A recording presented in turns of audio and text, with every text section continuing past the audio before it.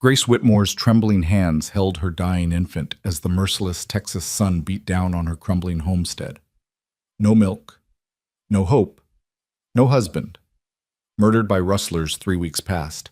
She'd already chosen which dress to bury her baby in when hoofbeats shattered the silence of Cedar Creek.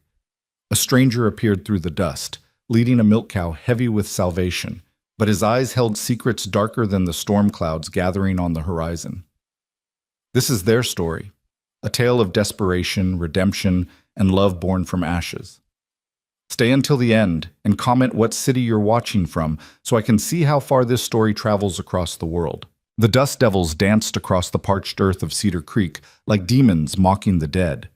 Grace Whitmore sat motionless on her weathered porch, the wood beneath her so dry it no longer even creaked, just crumbled, same as everything else in her life. In her arms, baby Clara lay frighteningly still, her tiny chest rising and falling in shallow, irregular rhythms that made Grace's heart clench with each uncertain breath. 3 weeks. It had been 3 weeks since they'd buried Thomas. Grace pressed her cracked lips together, refusing to cry. She'd run out of tears days ago, just like she'd run out of everything else. Water from the well had dropped to a brackish trickle.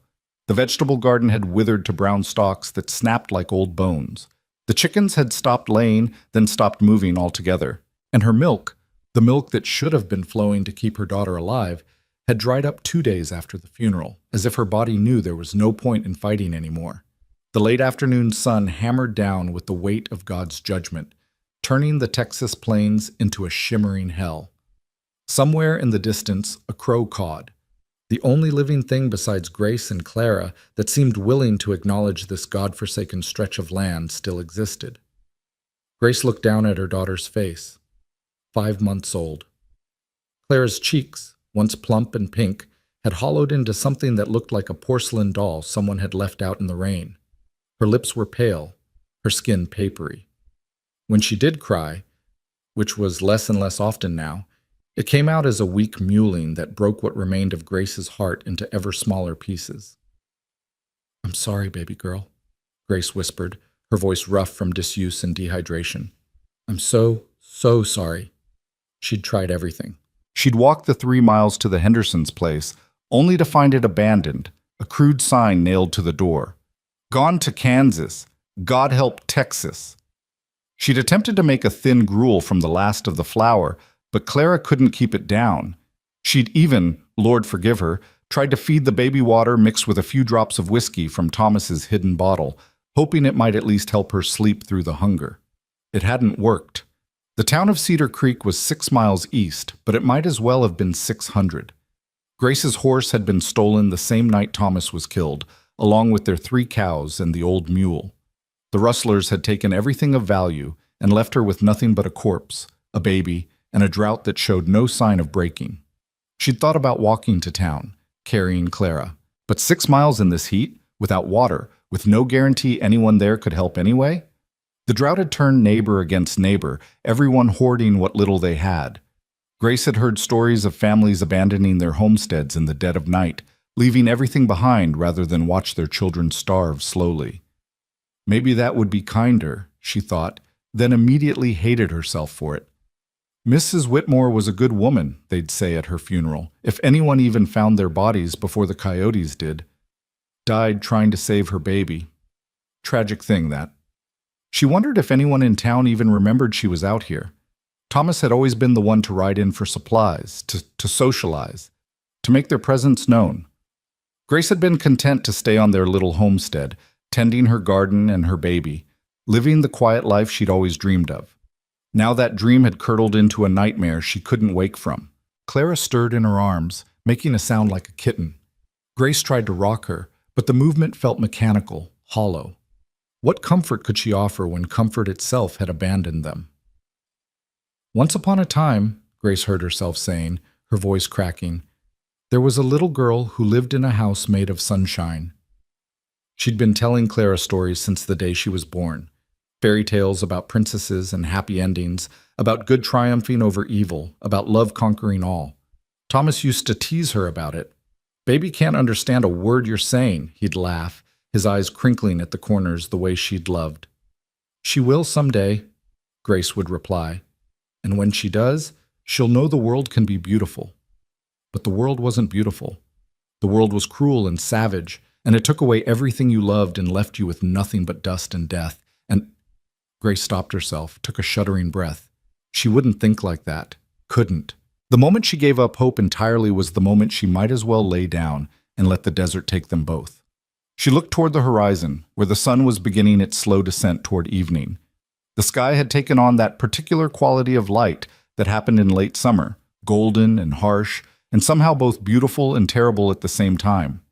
Heat waves made the distant landscape shimmer like a mirage. And that's when she saw it. At first, Grace thought her eyes were playing tricks on her, that dehydration had finally pushed her mind over the edge into hallucination. But she blinked, squinted, and the vision remained. A figure on horseback, moving slowly toward her homestead through the wavering heat. Her heart began to pound. Riders meant danger more often than not these days. The men who'd killed Thomas had been riders. Rustlers, outlaws, deserters from the war that had ended 10 years ago, but left its damage scattered across the frontier like shrapnel. They all rode horses, and they all meant trouble for a woman alone. Grace stood on shaking legs, instinctively moving back toward her door. The rifle was inside, Thomas's rifle, though she wasn't sure she had the strength to lift it, let alone fire it with any accuracy. And even if she could, she had exactly 3 bullets left. But as the rider drew closer, Grace's fear began to mix with something else, a desperate, wild hope that made her chest tight. Because behind the rider, connected by a lead rope, walked a cow, a milk cow. Grace's vision blurred with sudden tears. She clutched Clara tighter, afraid to believe what she was seeing, terrified it would dissolve into nothing but another cruel trick of the dying light. The rider kept coming, steady and unhurried, as if he had all the time in the world. As the distance closed, Grace could make out more details. A man, tall and broad-shouldered, sitting easy in his saddle like someone who'd been born on horseback. He wore a wide-brimmed hat pulled low against the sun, a faded blue shirt, and dark pants tucked into worn boots. A bedroll was tied behind his saddle, saddlebags hanging on either side. A drifter, then. Or a cowboy between jobs. Either way, not someone who belonged to Cedar Creek. The cow behind him was a dusty brown color, moving with the placid steadiness of her kind. And unless Grace's desperate mind was inventing details that weren't there, the cow's udder looked full. The rider stopped about 20 feet from the porch. For a long moment, he simply sat there, and Grace got the impression he was taking in the scene before him. The crumbling homestead, the dead garden, the gaunt woman with the dying baby clutched to her chest. Then he dismounted with the fluid grace of someone who'd done it 10,000 times. And for the first time, Grace got a clear look at his face. He was younger than she'd expected. Maybe 30, perhaps a few years older. His hair was the color of sun-bleached wheat, curling slightly at the edges where it escaped his hat. His face was weathered and tanned, with the kind of lines that came from squinting into too many sunrises and sunsets. But it was his eyes that caught her, gray-blue, like the sky before a storm, with a depth that suggested he'd seen things that had marked him in ways both visible and not. "Ma'am," he said, touching the brim of his hat in a gesture of respect that felt almost foreign after weeks of isolation. His voice was deep, quiet, with the slight drawl of someone who'd spent time in both Texas and territories farther north. Grace opened her mouth to respond, but no words came out. Her throat had closed up, whether from disuse or emotion, she couldn't tell. The stranger seemed to understand. He glanced at the baby in her arms, and something shifted in his expression, a tightening around his eyes, a set to his jaw that spoke of recognition. He knew what he was looking at. He'd seen starvation before. "Name's Luke Carver," he said, keeping his voice low and steady, the way you'd talk to a spooked horse. "I've been riding through, looking for work, but I can see—" He paused, choosing his words carefully. "I can see you might need help more than you need a hired hand." Grace finally found her voice, though it came out as barely more than a whisper. "We don't have any money." "Didn't ask for money," Luke replied. He gestured to the cow behind him. "This here's Bessie. She's a good milker, steady temperament. Hasn't been able to drink much the last few days, water's scarce on the trail, but she's got milk to spare." Grace's arms tightened around Clara. "Why?" The word came out sharper than she'd intended. edged with suspicion born of too many hard lessons. Why would you help us? Luke was quiet for a moment, his storm-gray eyes fixed on something in the middle distance. When he spoke again, his voice carried a weight that made Grace understand this man knew about loss. Had a sister once, he said, younger than me by 10 years. Our parents died of cholera when I was 16, left me to take care of her on our homestead in Colorado. I tried my best, but... He paused, jaw working. Drought came, just like here. Crops failed. I couldn't produce enough food to keep us both alive. By the time I admitted defeat and decided to take her to town, it was too late. She was 6 years old. The silence that followed was broken only by the whisper of wind through dead grass. I've been drifting ever since, Luke continued. 15 years now. Can't seem to settle anywhere. Can't seem to stop moving. But every now and then I come across someone who needs help, really needs it, life or death. And I figure maybe that's why I'm still here. Maybe I couldn't save her, but I can save someone else. He looked directly at Grace then, and she saw no pity in his eyes, only a kind of fierce determination that made her believe he meant every word. So I'm not asking for money, ma'am. I'm asking if you'll let me help. Let me give you some milk for your baby. Let me stay a few days, help you get back on your feet, repair what needs repairing, teach you how to care for the cow if you don't already know. Then I'll move on, same as always. Grace's heart was pounding so hard she thought it might burst through her rib cage. Every instinct screamed that she should be cautious, that inviting a strange man onto her property when she was alone and vulnerable was foolish at best, deadly at worst. But Clara made another weak sound, and Grace looked down at her daughter's face. So pale, so fragile, so close to slipping away, and she knew she didn't have a choice. Pride was a luxury she could no longer afford. "All right," she whispered. Then louder, "All right, yes, please." Luke nodded once, as if confirming something to himself. "First things first, then.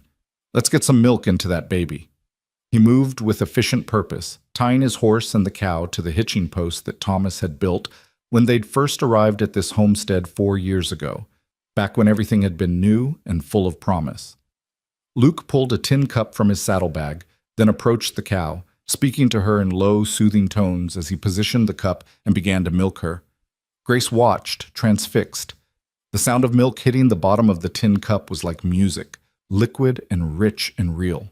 She'd almost forgotten what fresh milk looked like, the way it caught the light, the slight foam at the top. Within minutes, Luke had filled the cup halfway. He stood, careful not to spill a drop, and carried it to the porch. Up close, Grace could see more details, the way his hands were calloused and scarred, the kind of hands that knew hard work, the way he moved with a kind of deliberate care that suggested he'd learned to be gentle in a world that often wasn't. "May I?" he asked, nodding toward the baby. Grace hesitated only a moment before shifting Clara in her arms, angling her so Luke could bring the cup closer. Her hands were shaking so badly she wasn't sure she could have held it steady anyway. Luke crouched down to their level, bringing himself to their height rather than looming over them. He tilted the cup carefully, letting just a few drops of milk touch Clara's pale lips. For a heartbeat, nothing happened. Then Clara's mouth opened reflexively, her tongue reaching for the moisture. Luke let a few more drops fall, and this time Clara made a small sound. Not quite a cry, but something more alive than anything Grace had heard from her in days. "That's it," Luke murmured. "There you go, little one. Slow now, slow." He fed Clara drop by drop, patient as stone, never rushing, always watching for signs that she might choke or struggle. And slowly, impossibly, Clara began to drink. Small sips at first, then longer pulls. Her tiny hands, which had been lying limp, suddenly reached up, grasping at air, at Grace's dress, at life itself. Grace couldn't stop the sob that tore from her throat. Tears she thought she'd run out of came flooding back, streaming down her face as she watched her daughter drink, watched color begin to return to those pale cheeks, watched life reassert itself against all odds. "Thank you," she gasped. "Oh God, thank you, thank you. No thanks needed," Luke said quietly, his attention still focused on Clara. "Every child deserves a fighting chance." They stayed like that until Clara had drunk nearly half the cup, more than Grace would have dared hope for. Then the baby's eyes began to flutter, her body relaxing into something that looked like actual sleep. rather than the terrible unconscious state she'd been drifting in and out of. Luke carefully withdrew the cup and stood, backing away to give Grace space. "She'll need more in a few hours," he said. "Little and often. That's the key when they've been without for a while. Too much too fast and she'll just bring it back up." Grace nodded, unable to speak, cradling Clara against her chest and feeling the steady rise and fall of her daughter's breathing, stronger now, more regular. The relief was so intense it was almost painful, like blood returning to a limb that had gone numb. "When did you last eat?" Luke asked. "Femme duck." The question caught Grace off guard. She had to think about it. Yesterday? Day before?" Time had become slippery, meaningless. "There's some flour left, I think. Maybe enough for—" "I've got supplies," Luke interrupted gently. "Trail rations, dried beef, beans, coffee. Nothing fancy, but it'll do. Why don't you go inside with the baby? Let her rest proper. I'll see to the animals, then fix us something to eat." Grace wanted to protest, wanted to say she could manage, wanted to maintain some shred of the independence and capability she'd always prided herself on. But her legs were trembling, her head was swimming, and Clara was finally sleeping peacefully in her arms. "The barn," she said instead. It's mostly intact. There's space for the horses and the cow, and there's a pump out back, though the water's low." "I'll manage," Luke assured her. "You just take care of that little one." Grace turned toward the door, then paused. "Mr. Carver?" "Luke's fine, ma'am." Luke. The name felt strange on her tongue, too familiar, too intimate for a man she'd known for less than an hour. But nothing about this situation was normal anyway. Why milk? I mean, you could have brought water or food, or why specifically a cow? Luke was quiet for a moment, and when he answered, his voice carried that same weight of old grief. "Because," he said, "when my sister was dying, what she needed most, what would have saved her if I'd had it, was milk. Fresh, rich, full of everything a body needs to survive. I swore then that if I ever had the means, I'd never let another child die for lack of it. I bought Bessie 3 months ago, been traveling with her since. When I saw your homestead from the ridge this morning, saw the state of things." He trailed off, then finished simply, "Figured you might need her more than I do." Grace felt something shift in her chest, some small piece of the armor she'd built around her heart these past terrible weeks cracking open. "I don't know how to repay—" "Don't need repayment," Luke cut in, but his voice was kind. "Just need to know I did something right for once. That's payment enough." Grace nodded, not trusting herself to speak again without breaking down entirely. She went inside, leaving the door open behind her, a gesture of trust that surprised her even as she made it. The interior of the house was dim and stuffy after the brightness outside. Grace made her way to the bedroom she'd shared with Thomas, carefully laying Clara in the cradle he'd built with his own hands during the long winter before she was born.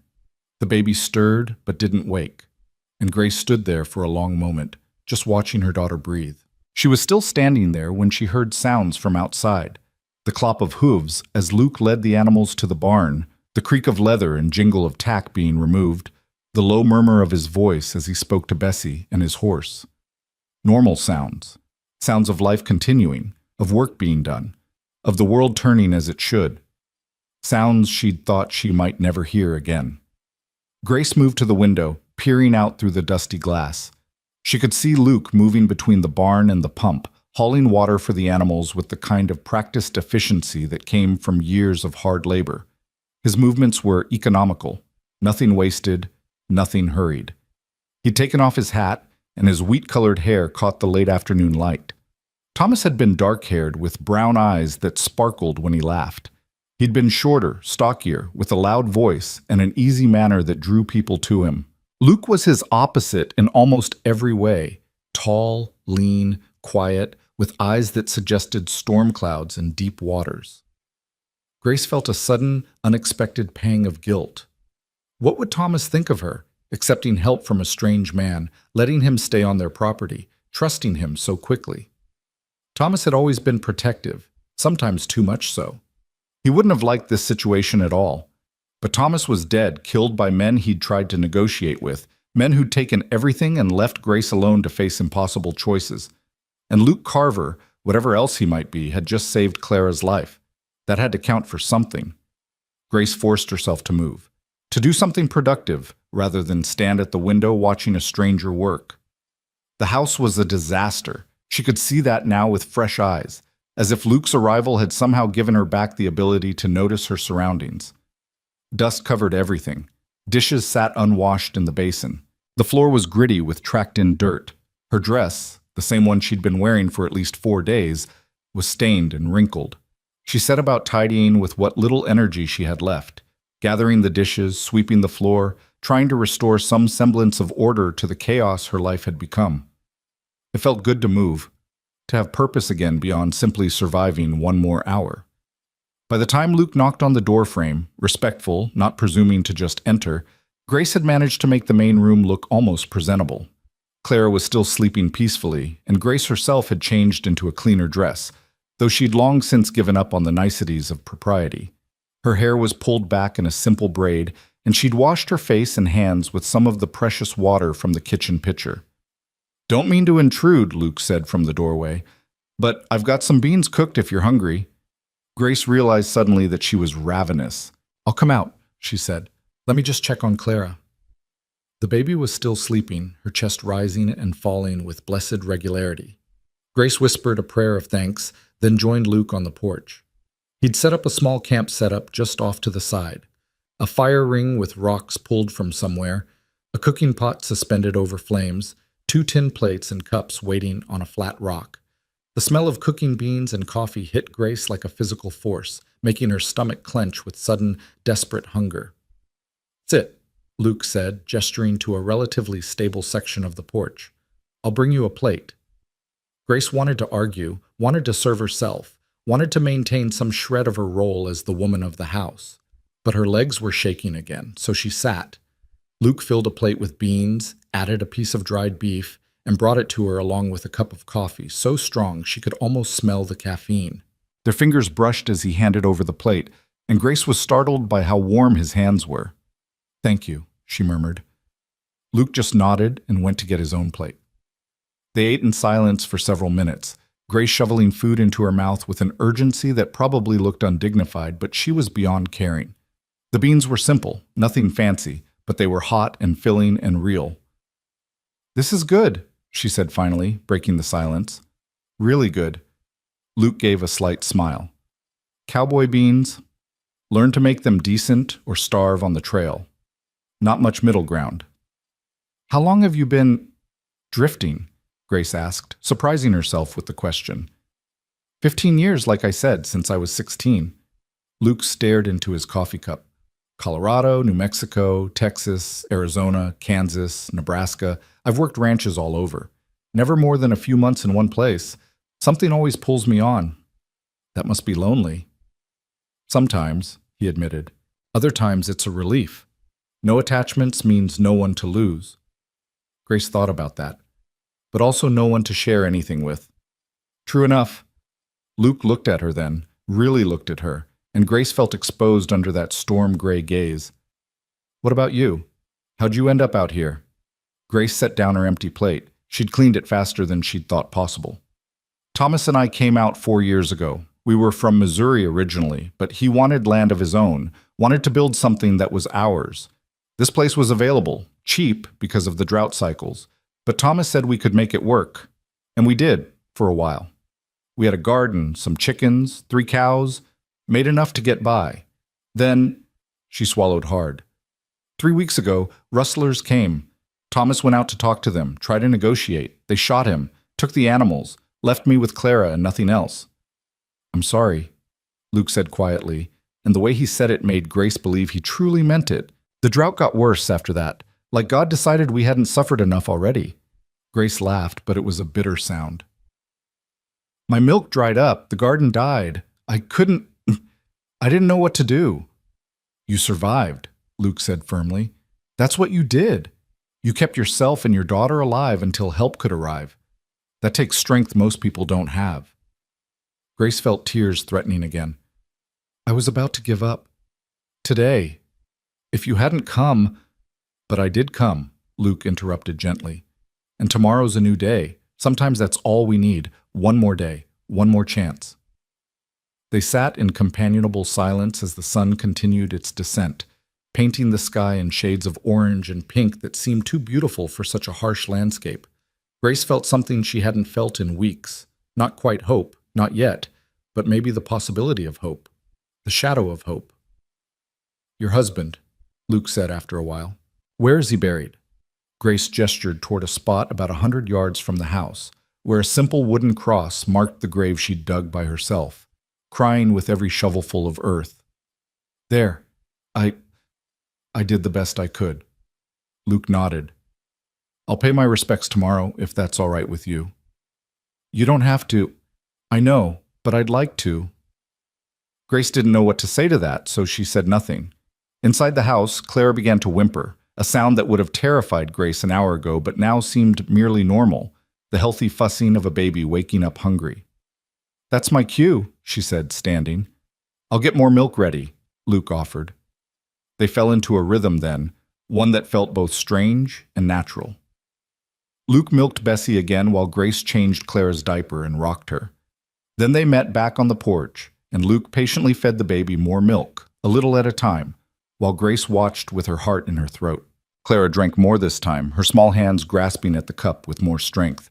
When she'd had her fill, Grace burped her and was rewarded with the most normal, mundane baby sound, a little burp followed by what might have been the start of a smile. Grace burst into tears again. Luke, to his credit, didn't comment on it. He just quietly gathered up the dishes and carried them toward the pump to wash them, giving Grace privacy for her breakdown. By the time he returned, Grace had pulled herself together. The sun had set fully now, and stars were beginning to emerge in the darkening sky. So many stars, like diamonds scattered across black velvet. Without the light pollution of cities, the frontier night sky was something to behold. "I'll bed down in the barn," Luke said. "Be out of your way." "You could," Grace started, then stopped herself. What had she been about to say? That he could sleep in the house? That was improper, even dangerous. She didn't know this man. "The barn is fine," she finished lamely. Luke smiled slightly, as if he knew exactly what she'd been thinking. "Barn's more than fine. I've slept in worse places. You and the baby get some rest. I'll be around if you need anything. Just call out." He tipped his hat to her and walked away, disappearing into the darkness toward the barn. Grace watched him go, feeling a confusing mix of relief and disappointment. Inside, she prepared for bed with Clara, laying down on the mattress she'd shared with Thomas. The baby, full and content for the first time in days, settled immediately into deep sleep. Grace lay awake longer, staring at the ceiling, listening to the night sounds outside. For the first time in 3 weeks, she didn't cry herself to sleep. And just before she drifted off, she heard something she'd almost forgotten existed, the distant rumble of thunder on the horizon. The next morning, Grace woke to the smell of coffee and the sound of rain. Rain. She sat bolt upright, hardly daring to believe it. But there it was, the soft patter of water on the roof, the musical sound of it hitting the dry earth, the cool breeze coming through the window carrying the scent of moisture and promise. Grace scrambled out of bed, checking Clara first. The baby was still sleeping peacefully, then rushing to the window. Outside, the world had transformed overnight. The sky was heavy with clouds, and gentle rain fell steadily, turning the dust to mud, filling the empty channels that had forgotten what water felt like. On the porch, Luke stood with his face turned up to the sky, arms spread wide, letting the rain soak him. He looked like a man who'd been wandering in a desert and had finally found an oasis. Grace grabbed a shawl, threw it over her nightgown, and hurried outside. The moment the rain hit her face, she started laughing, really laughing, deep and full and joyous. She'd forgotten what rain felt like, forgotten how it could make everything new again. Luke turned to her, grinning, the first real smile she'd seen from him, and it transformed his entire face, making him look younger and somehow lighter. "Looks like someone's looking out for you," he said. "For us," Grace corrected, and was surprised to realize she meant it. They stood there together, two strangers brought together by desperation and circumstance, watching the rain wash away weeks of dust and despair, and Grace thought, just maybe, that Luke Carver had brought them more than milk. He'd brought them a chance to live again. The rain continued through the morning, steady and gentle, as if the sky itself was apologizing for its long absence. Grace stood at her kitchen window, watching Luke work in the drizzle, and felt something shift inside her chest. Not quite trust yet, but the beginning of it, like a seed just starting to crack open underground. He'd been true to his word. After the initial joy of the rainfall had subsided, Luke had set about repairing the roof, climbing up with boards he'd found in the barn and nails from his saddlebag. Grace had protested at first, saying she couldn't ask him to do so much, but he'd simply looked at her with those storm-gray eyes and said, "You didn't ask. I'm offering." Now, as she nursed Clara, the baby finally strong enough to latch properly after 2 more feedings of Bessie's milk, Grace watched Luke move across the roofline with the sure-footedness of someone who'd spent half his life working at heights. His shirt was soaked through, clinging to broad shoulders and a lean frame that spoke of hard work and harder miles.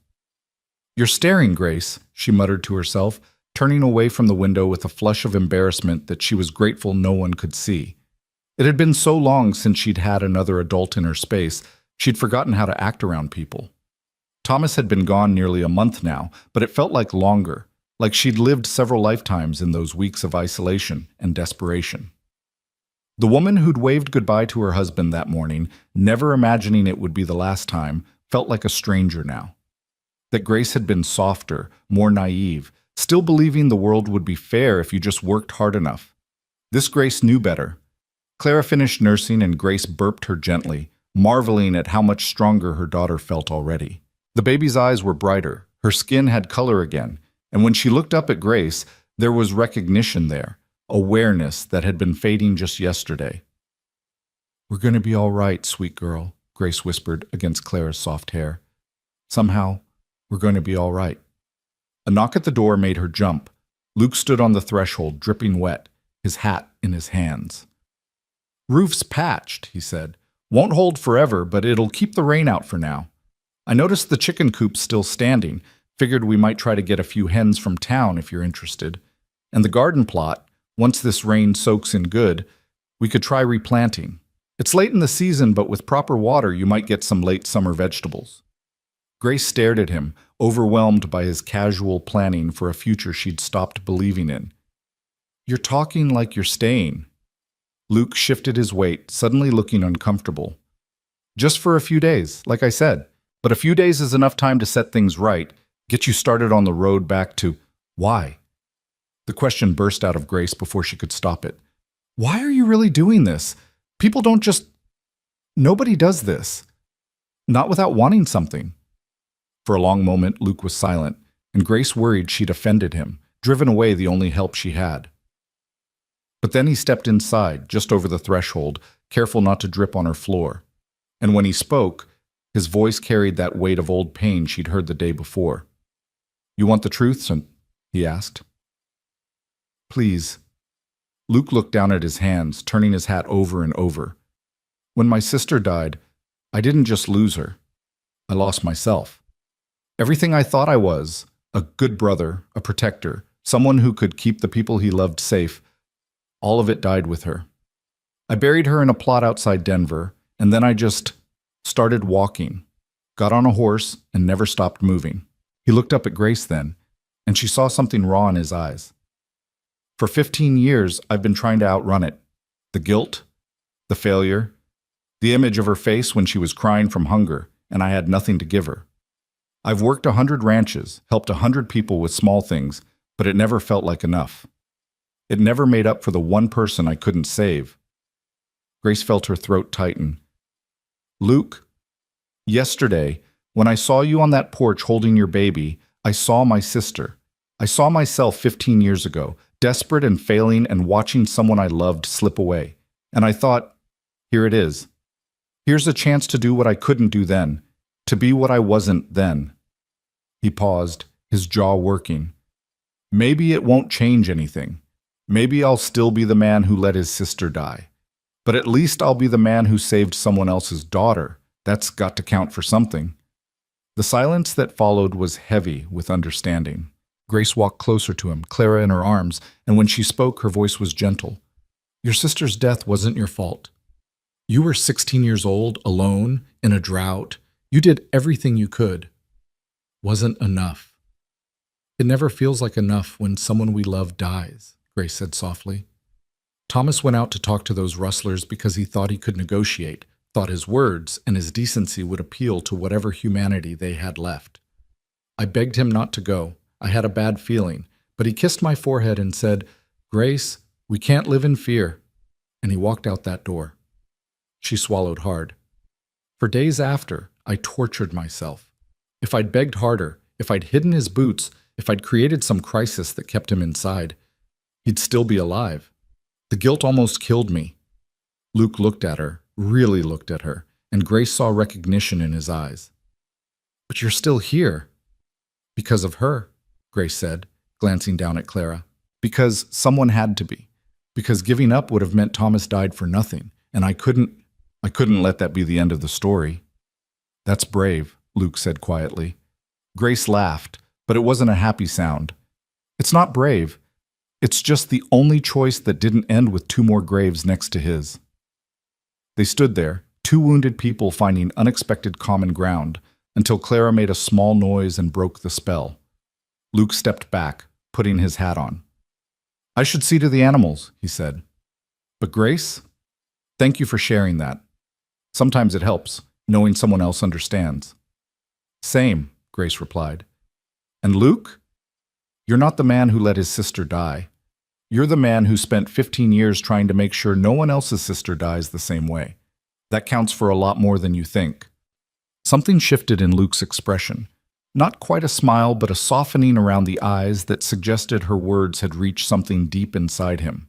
He nodded once, then turned and walked back out into the rain. Grace watched him go, feeling that seed of trust crack open a little wider. The next few days fell into a rhythm that felt both strange and natural. Luke worked from dawn until dusk, repairing years of neglect that Grace had been too overwhelmed to address even before Thomas died. He fixed the barn door that had been hanging crooked, reinforced the corral fence, cleaned out the well, and got it flowing more freely. He taught Grace how to properly milk Bessie, his hands guiding hers until she got the rhythm right. "Steady pressure, but gentle," he instructed, standing behind her in the barn while rain pattered on the roof. "She'll let you know if you're too rough." Grace concentrated on the task, hyper-aware of Luke's proximity, the warmth of his body behind hers, the low rumble of his voice near her ear. It had been so long since she'd been close to anyone besides Clara, and the sudden rush of awareness caught her off guard. "Like this?" she asked, and was rewarded with a stream of milk hitting the bucket. "Perfect," Luke said, and she heard the smile in his voice. "You're a natural." He stepped back, giving her space, and Grace felt a confusing mix of relief and disappointment. She focused on the milking, trying to ignore the warmth in her cheeks. They talked while they worked, small conversations that gradually grew deeper. Luke told her about the places he'd seen. Mountains in Colorado that touched the clouds, deserts in Arizona where the heat could kill you in hours, plains in Kansas that stretched so far you could see the curve of the earth. Grace told him about Missouri, about the life she'd left behind, about dreams she and Thomas had shared for this homestead. "He wanted to build a bigger house someday," she said one evening as they sat on the porch watching the sunset. Clara was asleep inside, and the world felt peaceful in a way it hadn't for weeks. He had plans drawn up and everything, 4 bedrooms, a proper parlor, a kitchen twice the size of what we have now. He said by the time Clara was grown, we'd have the finest house in Cedar Creek. "Sounds like he was a dreamer," Luke observed. "He was," Grace agreed. "Sometimes I thought he dreamed too big, but he'd always say, 'Grace, if you don't dream big, you end up with nothing.' I suppose he was right about that."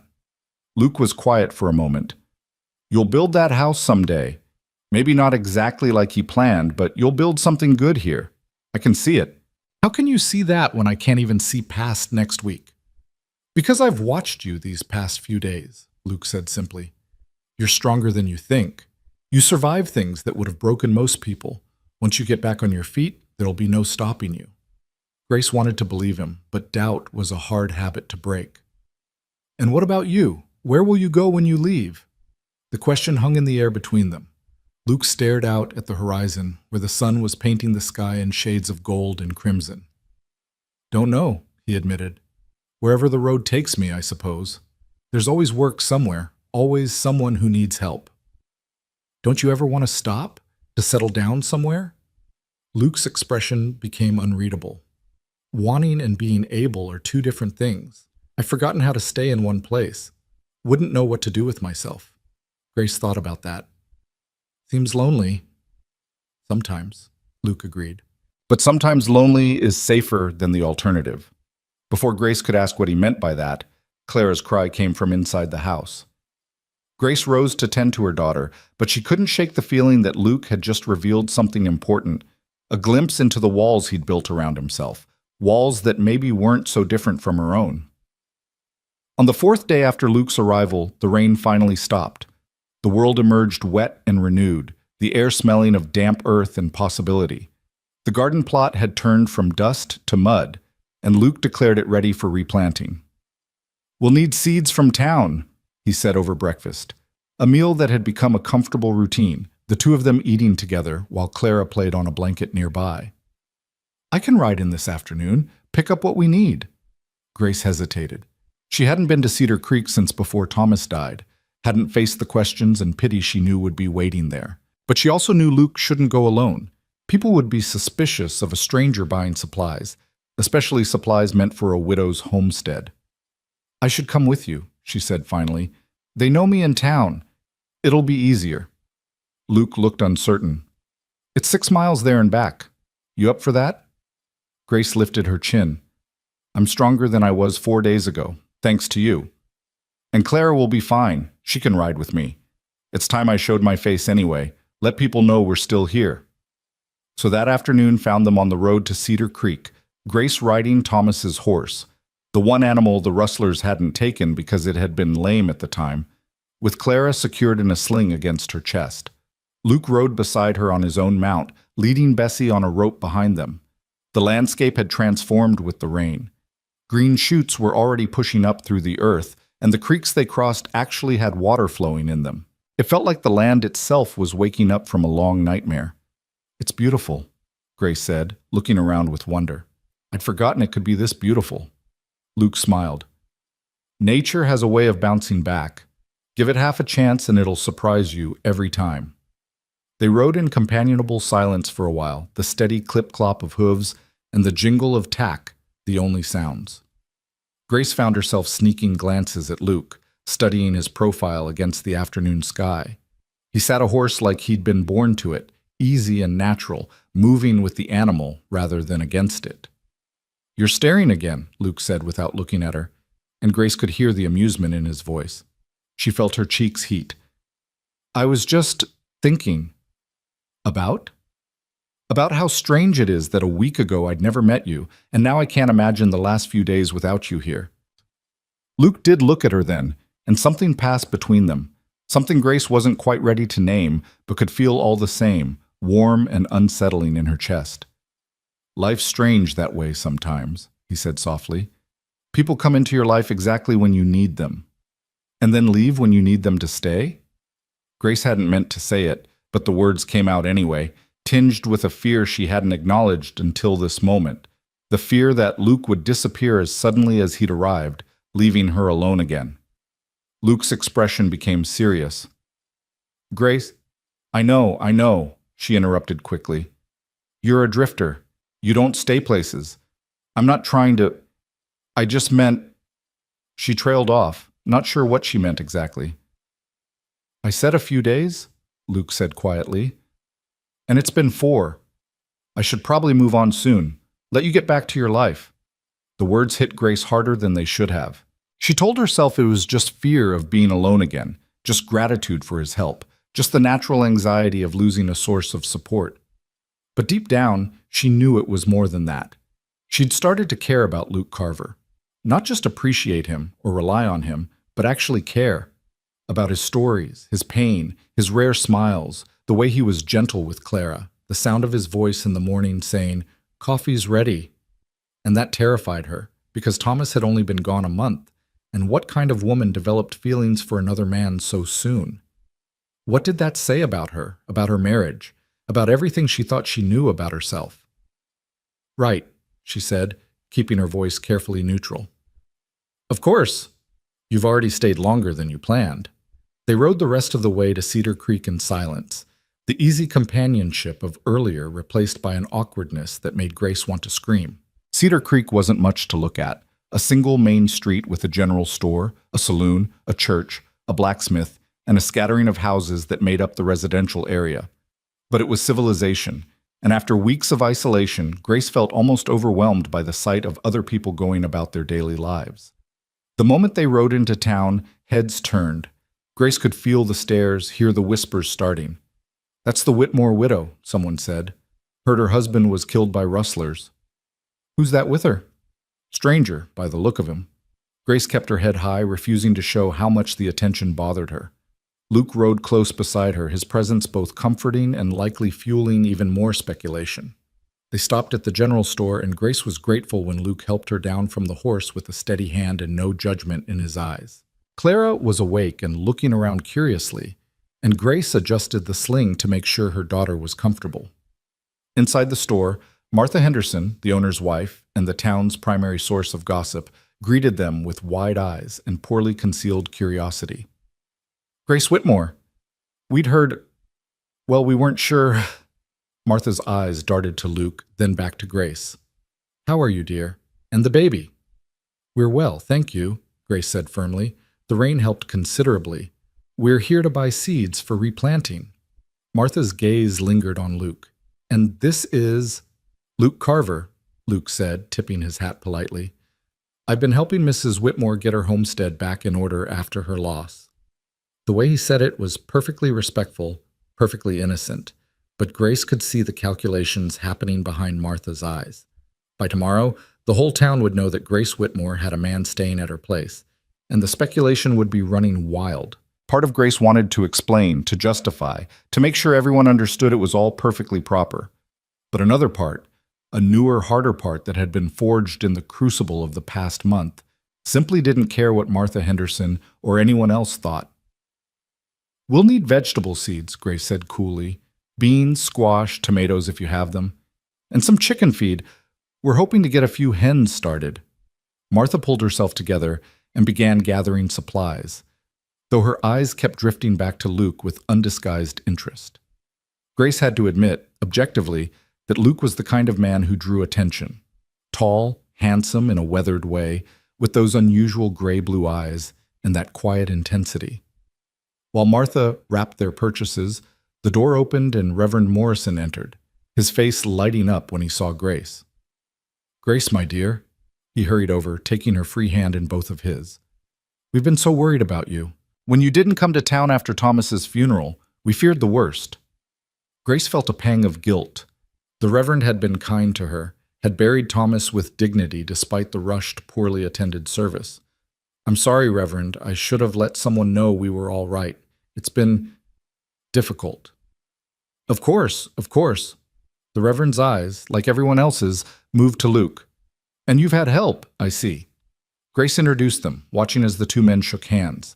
The Reverend was a good man, she knew, but even he couldn't quite hide his curiosity about the stranger who'd appeared in their grieving widow's life.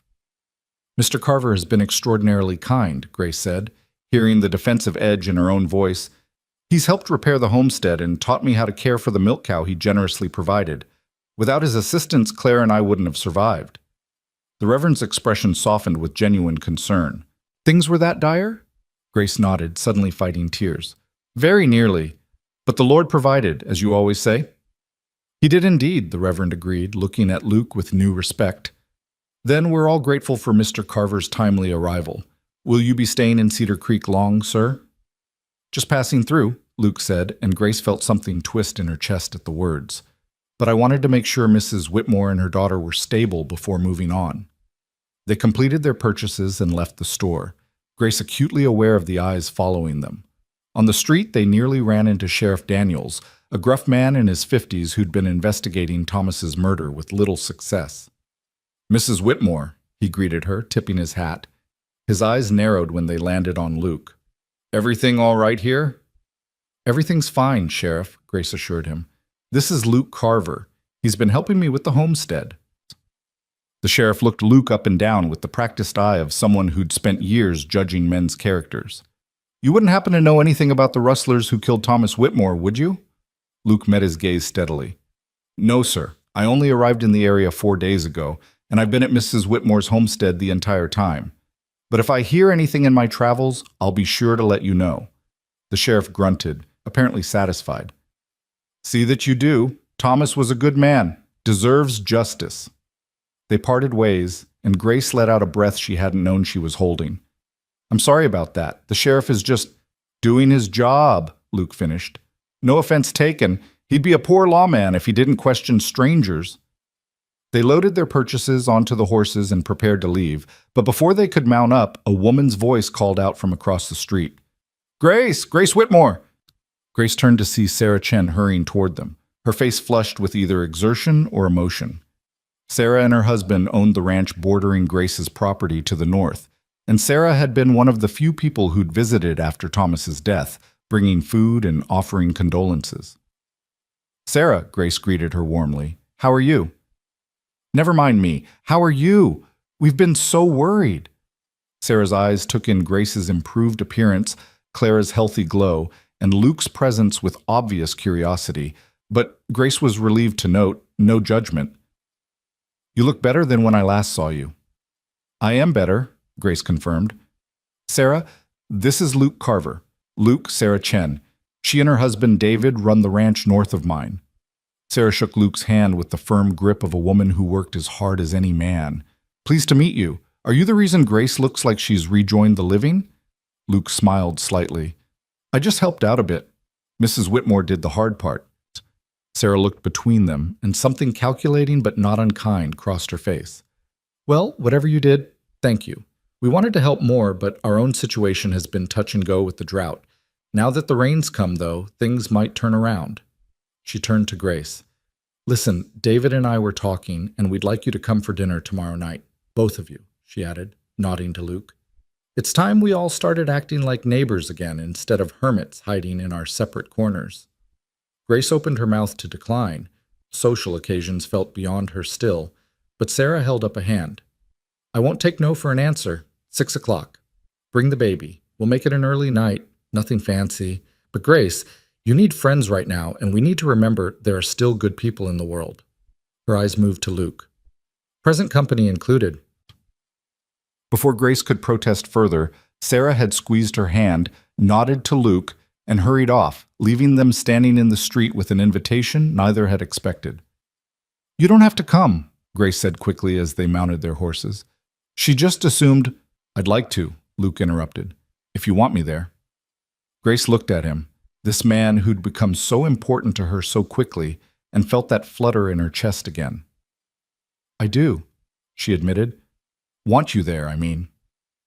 They rode home as the sun began its descent, painting the sky in colors that seemed too vibrant to be real. The landscape was still green from the recent rain, and for the first time since Thomas's death, Grace felt something that might have been happiness. But as they approached the homestead, that happiness evaporated.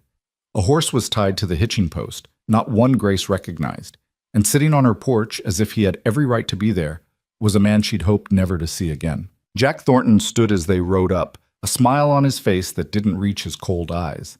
He was a big man, broad and tall, with dark hair and a beard that couldn't hide the cruelty in the set of his mouth. He owned the largest ranch in the area and had been pressuring Thomas for months to sell their land before he died. Grace, he said, his voice carrying false warmth, I was beginning to worry you'd left the area. Grace felt Luke tense beside her, felt the shift in his posture from relaxed to alert. She kept her voice steady as she responded, Mr. Thornton, I wasn't expecting visitors. Thornton's eyes moved to Luke, assessing him with the look of a man calculating threats. And you've got yourself some protection now, I see. Smart. A woman alone out here can't be too careful. What do you want, Mr. Thornton? Grace asked, refusing to dismount until she knew his intentions. Just being neighborly, Thornton said, though his smile suggested otherwise. Checking to see how you're managing after your tragic loss. Thomas was a good man. Foolish, but good. Grace felt anger flash hot in her chest. Foolish? Coming out alone to confront armed men, Thornton said with a shrug. What else would you call it? Luke swung down from his horse in one smooth motion, putting himself between Thornton and Grace. You should watch how you speak about a dead man in front of his widow, he said quietly, but there was steel in his voice. Thornton's eyes narrowed. And you are? Someone who doesn't like men who disrespect women or the dead. The tension crackled between them like lightning before a storm. Grace quickly dismounted, clutching Clara close, and stepped forward. Mr. Thornton, I appreciate your concern, but as you can see, we're managing fine. Now, if you'll excuse us, we've had a long day. Thornton's smile turned sharp. Of course. But Grace, before I go, my offer still stands. I'm willing to buy your land, give you enough money to start fresh somewhere easier. A young widow with a baby shouldn't be trying to work a homestead alone. It's not safe, not practical. I'm not alone, Grace said firmly, and I'm not selling. Think about it, Thornton pressed. Thomas is gone. This land nearly killed you. Take the money, go back east. Give your daughter a proper life. My daughter's life is here, Grace snapped, her patience finally breaking. This is her father's land, her inheritance. I'm not selling it to you or anyone else. Thornton's expression hardened. You're making a mistake, Grace. This land is too much for a woman on her own. Eventually you'll see that. Better to sell now while you still have a choice. He untied his horse and swung into the saddle, looking down at them with something that might have been pity or threat. Grace couldn't tell which. I'll check back in a few weeks. Maybe by then you'll have come to your senses. He rode off, leaving a wake of unease behind him. Grace stood trembling, fury and fear warring inside her. Who was that? Luke asked, his voice still carrying that dangerous edge. Jack Thornton. He owns the biggest ranch in the county, and he's been trying to buy our land for over a year. Thomas kept refusing, and now... She trailed off, a terrible thought occurring to her. Luke, you don't think that he had something to do with your husband's death? Luke finished grimly. The thought crossed my mind. Men have killed for land before. Grace felt sick. But he's respected in town. He sits on the church board. He couldn't... Respected men can be the worst kind of evil, Luke said. They know how to hide it better. He looked at her seriously. Grace, has he threatened you before? Not directly. But he was persistent with Thomas, kept raising his offer, kept talking about how dangerous it was out here, how we should leave while we could. She hugged Clara tighter. After Thomas died, I thought he'd leave me alone. But if he's still pushing, then he's not going to give up easily. Luke's jaw was tight. Maybe I should stay a while longer, just until we're sure he's not going to cause trouble. Grace's heart leaped at the words, even as her mind screamed caution. You don't have to do that. You've already done so much. I want to, Luke said, and the intensity in his eyes made Grace's breath catch. If Thornton had anything to do with your husband's death, if he's planning something, I won't leave you and Clara vulnerable. They stood there in the gathering dusk, the weight of unspoken things hanging between them. Finally, Grace nodded. Okay, she whispered. Stay, please. That night, after Clara was asleep and the animals were fed, Grace and Luke sat on the porch again, but the easy peace of previous evenings was gone, replaced by a tension that had nothing to do with Jack Thornton. Tell me about your sister, Grace said finally, needing to break the silence. What was her name? Luke was quiet for so long, Grace thought he wouldn't answer. Then, Emma. Her name was Emma. She had blonde hair like sunshine, and she laughed at everything. Used to follow me around the homestead like a baby duck, asking a million questions about everything she saw. His voice carried such tenderness and pain that Grace felt tears prick her eyes. She sounds wonderful. She was. Luke stared out at the darkness. After our parents died, I tried to be everything for her. Mother, father, brother, friend. But I was just a kid myself trying to run a homestead I barely understood. When the drought hit, I made bad decisions. Planted the wrong crops, didn't save enough supplies. By the time I realized how bad things were, it was too late. How old was she when she died? 6. The word came out broken. She died 3 days before her 7th birthday. I'd promised her a cake, even though we had no ingredients. She just smiled and said it was okay, that she wasn't hungry anyway. His hands clenched into fists. She was starving, and she was comforting me. Grace reached out without thinking, covering his fist with her hand. Luke looked down at their joined hands, then up at her face, and something passed between them. Understanding, shared grief, and something more, something that made Grace's heart race. "You were a child trying to survive an impossible situation," she said softly. "Emma knew you loved her. That's what mattered." "Did it?" Luke's voice was raw. "She still died. And you're still trying to save every other Emma you meet." Grace squeezed his hand. "That has to mean something." Luke turned his hand over, lacing his fingers through hers, and Grace felt the touch all the way to her core. They sat like that, hands joined, until the moon rose full and bright over the Texas plains. Finally, Luke spoke again. "I should go to the barn." But he didn't move, and neither did Grace. "Luke," she whispered, "I'm glad you stayed. Not just because of Thornton, because it feels right you being here." His thumb traced circles on the back of her hand. "Grace, your husband has only been gone a month." "I know," she interrupted. "Believe me, I know. I think about it every day. Wonder what kind of woman I am for feeling—" She trailed off, unable to finish. "For feeling what?" Luke's voice was barely audible. Grace took a breath, gathered her courage. "For feeling less alone when you're here? For looking forward to hearing your voice in the morning? For wanting you to stay not just for a few more days, but for—" She couldn't say it, couldn't admit even to herself what she really wanted. Luke stood abruptly, pulling his hand away, and Grace felt the loss like a physical ache. He paced to the edge of the porch, his back to her. "Grace, I'm a drifter. I don't stay places. I don't put down roots. Every time I've tried, every time I've let myself care about people, about places, something goes wrong. People die or leave, or I fail them somehow. It's easier to just keep moving." "Easier doesn't mean better," Grace said, standing as well. "You can't spend your whole life running from the past." "Why not?" Luke turned to face her, and in the moonlight, his eyes looked haunted. "It's kept me alive this long." "But have you been living?" Grace challenged. "Or just existing?" The question hung between them, sharp and true. Luke opened his mouth to respond, but before he could, a sound split the night, the sound of breaking wood, followed by frightened animal noises from the barn. They both moved at once, Luke grabbing the rifle Grace kept by the door while she rushed inside to check on Clara. The baby was still sleeping, undisturbed, and Grace quickly lit a lamp before running back outside. Luke was already at the barn, the door hanging open. Grace hurried after him, her heart pounding, the lamp casting wild shadows. Inside, chaos. The horses were stamping and whinnying, Bessie was lowing in distress, and the back wall of the barn had a gaping hole in it, as if something had smashed through. "What happened?" Grace gasped. Luke was examining the damage, his face grim. "Someone tried to spook the animals, probably hoping they'd run off. See these marks?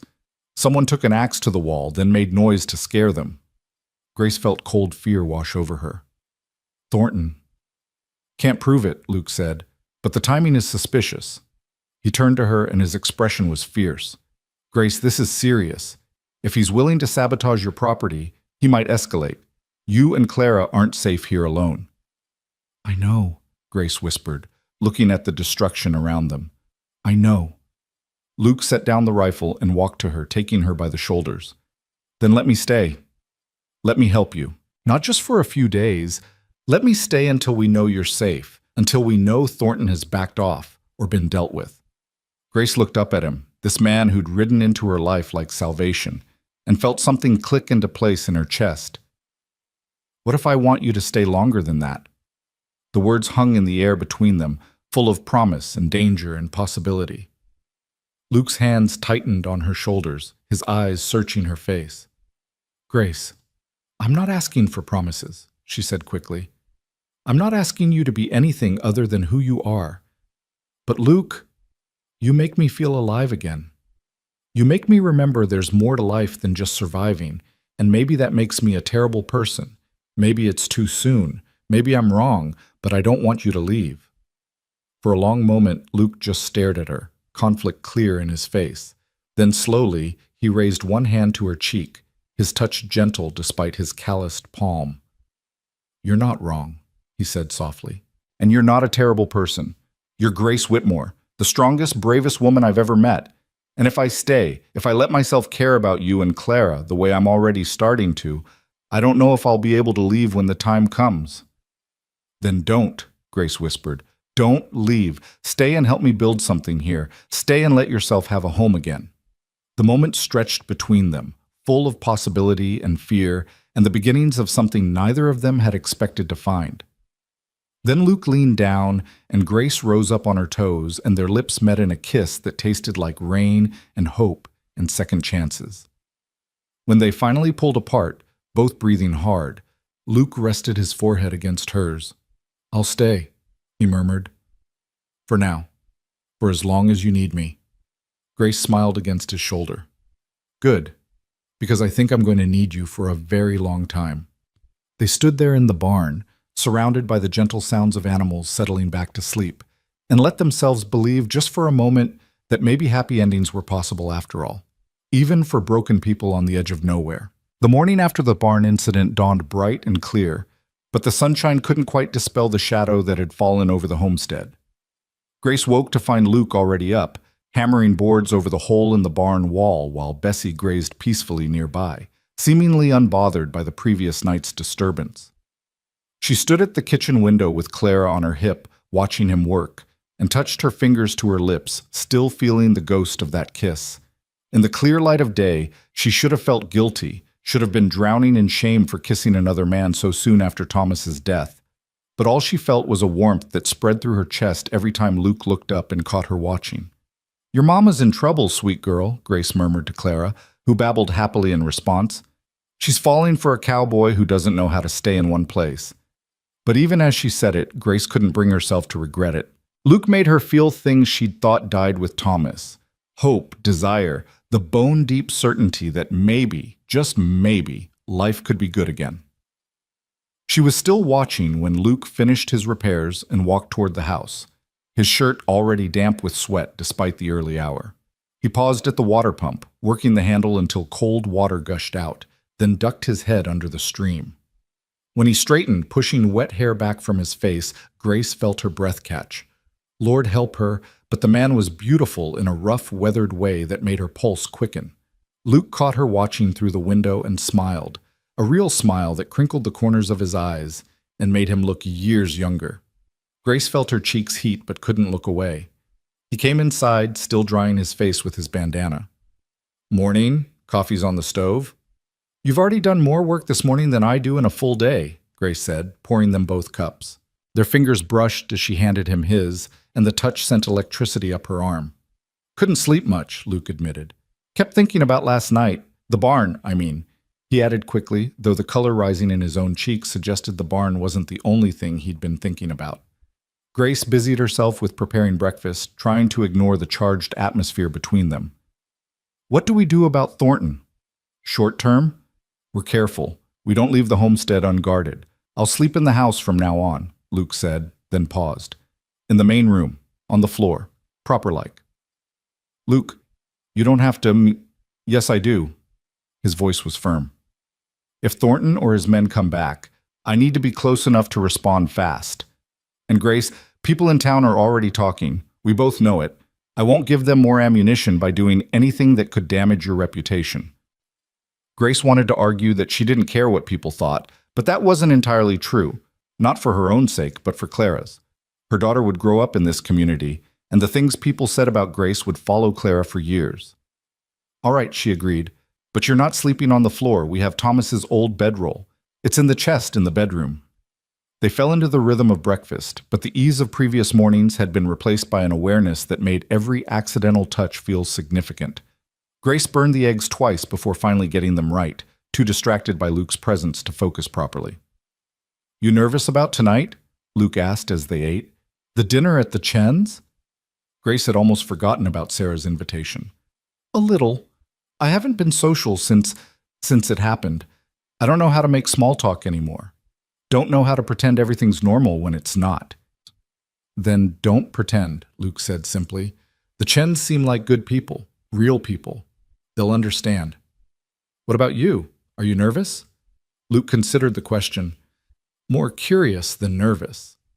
I haven't sat down to a proper dinner with other people in, I can't remember how long. Might have forgotten my table manners. Grace smiled despite herself. Somehow, I doubt that. They spent the rest of the morning working on the garden, turning the rain-softened soil and planting the seeds they'd bought in town. Luke showed Grace how to create proper furrows, how deep to plant each type of seed, how to space them for optimal growth. My father taught me this, he said as they worked side by side. Before he died, before everything went wrong, he used to say that a good garden was the difference between thriving and just surviving. He was right, Grace said, patting soil over bean seeds. Thomas and I had a beautiful garden our first 2 years here. Then the drought came and… She shrugged. We survived? Barely. You'll have a beautiful garden again, Luke assured her. With the rain that came and proper care, you'll have vegetables by late summer, maybe even enough to sell some in town. Grace liked the way he said you'll, as if he'd be there to see it. She didn't let herself think too hard about what would happen when Luke eventually left. For now, he was here, and that was enough. They worked in comfortable silence, the sun warm on their backs, Clara sleeping peacefully in a basket under the shade of the porch. Grace found herself stealing glances at Luke, watching the way he moved, the concentration on his face as he worked, the gentleness in his hands despite their roughness. You're staring again, Luke said without looking up, but she heard the smile in his voice. Can't help it, Grace replied, emboldened by the intimacy of the moment. You're worth staring at. Luke did look up then, his eyes meeting hers with an intensity that made her heart race. Grace Whitmore, are you flirting with me? Maybe, she admitted, feeling bold and reckless in a way she hadn't felt since she was a young woman courting Thomas. Is it working? Luke set down his trowel and stood, moving around the garden bed until he was standing in front of her. He reached out, tucking a strand of hair that had escaped her braid behind her ear. Dangerously well, he murmured. They stood there, barely a breath apart, and Grace thought he might kiss her again. She wanted him to, wanted it with an intensity that should have shocked her, but somehow didn't. But then Clara let out a small cry from the porch, and the moment broke. Luke stepped back, clearing his throat. I should, check on the animals. Right, Grace agreed, her voice breathier than she'd intended. And I should feed Clara. They moved apart, both acutely aware of what had almost happened, what was building between them like a storm gathering on the horizon. That afternoon, Grace prepared for the dinner at the Chens with more care than she'd taken with her appearance in months. She had only 2 decent dresses left. Most of her clothes had been worn threadbare from hard work and harder times. She chose the blue calico, the one Thomas had always said brought out her eyes, then immediately felt guilty for thinking about wearing it for Luke to see. You're allowed to move on, she told her reflection in the small mirror above the wash basin. Thomas wouldn't want you to mourn forever. But was a month long enough? Was a year? How long was a widow supposed to wait before her heart was allowed to feel something for someone else? Grace didn't have answers, so she pushed the questions aside and focused on making herself presentable. She washed her hair in rainwater collected from the recent storm, braided it into a crown around her head, and even pinched her cheeks to bring some color to them. When she emerged from the bedroom with Clara freshly changed and dressed in her best gown, Luke was waiting on the porch in clothes Grace hadn't seen before. Clean dark pants, a white shirt that looked freshly laundered, and a vest that brought out the gray-blue of his eyes. He'd shaved and combed his hair, and Grace's breath caught at the sight of him. You look beautiful, Luke said, his voice rough with sincerity. You clean up pretty well yourself, Grace managed, feeling suddenly shy. They rode to the Chen's ranch as the sun began its descent, painting the sky in shades of gold and rose. Clara rode in the sling against Grace's chest, awake and alert, taking in the world with wide eyes. Luke rode beside them, close enough that their legs occasionally brushed, each touch sending sparks through Grace's body. The Chen Ranch was larger than Grace's homestead, with a proper house made of timber rather than sod, a big barn, and several outbuildings. Horses grazed in a green pasture, evidence that the Chens had been better prepared for the drought than most of their neighbors. Sarah Chen met them at the door, her face lighting up with genuine warmth. She was a small woman, barely 5 feet tall, with dark hair pulled back in a practical bun and eyes that missed nothing.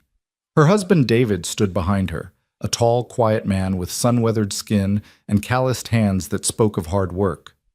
"Grace, Mr. Carver, come in, come in!" Sarah ushered them inside, immediately reaching for Clara. "Oh, let me hold this sweet baby. Grace, she's gotten so much bigger since I last saw her." The interior of the Chen home was warm and welcoming, with handmade quilts on the furniture and the smell of home cooking filling the air. Grace felt something loosen in her chest, a tension she hadn't realized she'd been carrying. "Thank you for having us," Luke said, shaking David's hand. "It's kind of you to include a stranger." "Any friend of Grace's is welcome here," David replied in his quiet way. "Besides, we hear you've been helping her get back on her feet. That makes you all right in our book." They settled around the dinner table, a solid piece of oak that David had built himself, according to Sarah, and Grace felt tears prick her eyes at the simple normalcy of it all. Breaking bread with friends, sharing a meal, engaging in easy conversation, she'd forgotten how much she needed this. Sarah had prepared a feast by frontier standards: roasted chicken, fresh bread, vegetables from their garden that had somehow survived the drought, and even a berry pie for dessert. As they ate, the conversation flowed naturally. "So, Mr. Carver," Sarah said, passing him more chicken, "Grace mentioned you're a drifter. What brings you through Cedar Creek?" "Just luck, I suppose," Luke replied. "Or providence, depending on how you look at it. I'd been working a cattle drive up from Mexico, got paid off in San Antonio, and decided to head north. Saw Grace's homestead from the ridge and—" He paused, glancing at Grace. "Felt like I should stop." "Well, we're grateful you did," David said. "Grace and the baby would have been in serious trouble without help." "It was that close?" Sarah asked, looking at Grace with concern. Grace nodded, not trusting her voice. Sarah reached across the table and squeezed her hand. "You should have come to us. We would have helped." "I know," Grace whispered. I couldn't seem to do anything but survive day to day. Even thinking about the 6-mile ride to your place felt impossible." "The drought nearly broke us all," David said grimly. "We lost half our herd. Had to shoot 3 horses that went lame from lack of water. There were days I thought about giving up, selling everything, and heading back to California." "What stopped you?" Luke asked. David looked at Sarah, and something passed between them, a look of such deep understanding and love that Grace felt her throat tighten. "We decided we'd rather fail together here than succeed separately somewhere else. This land is ours. We've put too much of ourselves into it to walk away." "That's exactly how Thomas felt," Grace said. "He used to say this homestead was more than just land. It was proof that we could build something lasting, something to pass down to Clara and her children." "And you will," Sarah said firmly. "Now that the rains come, now that you have help, you'll rebuild. The garden will grow, you'll get more animals, and in a few years, this will all feel like a bad dream." Grace wanted to believe her, but doubt still lingered. "Sarah, there's something you should know. Jack Thornton came by yesterday. He's still pushing me to sell." The temperature in the room seemed to drop. David and Sarah exchanged worried glances. "He came to your place?" David asked. "What did he say?" "The usual," Grace replied. "That I can't manage alone, that I should take his offer and leave. But there was something in the way he said it, almost like a threat."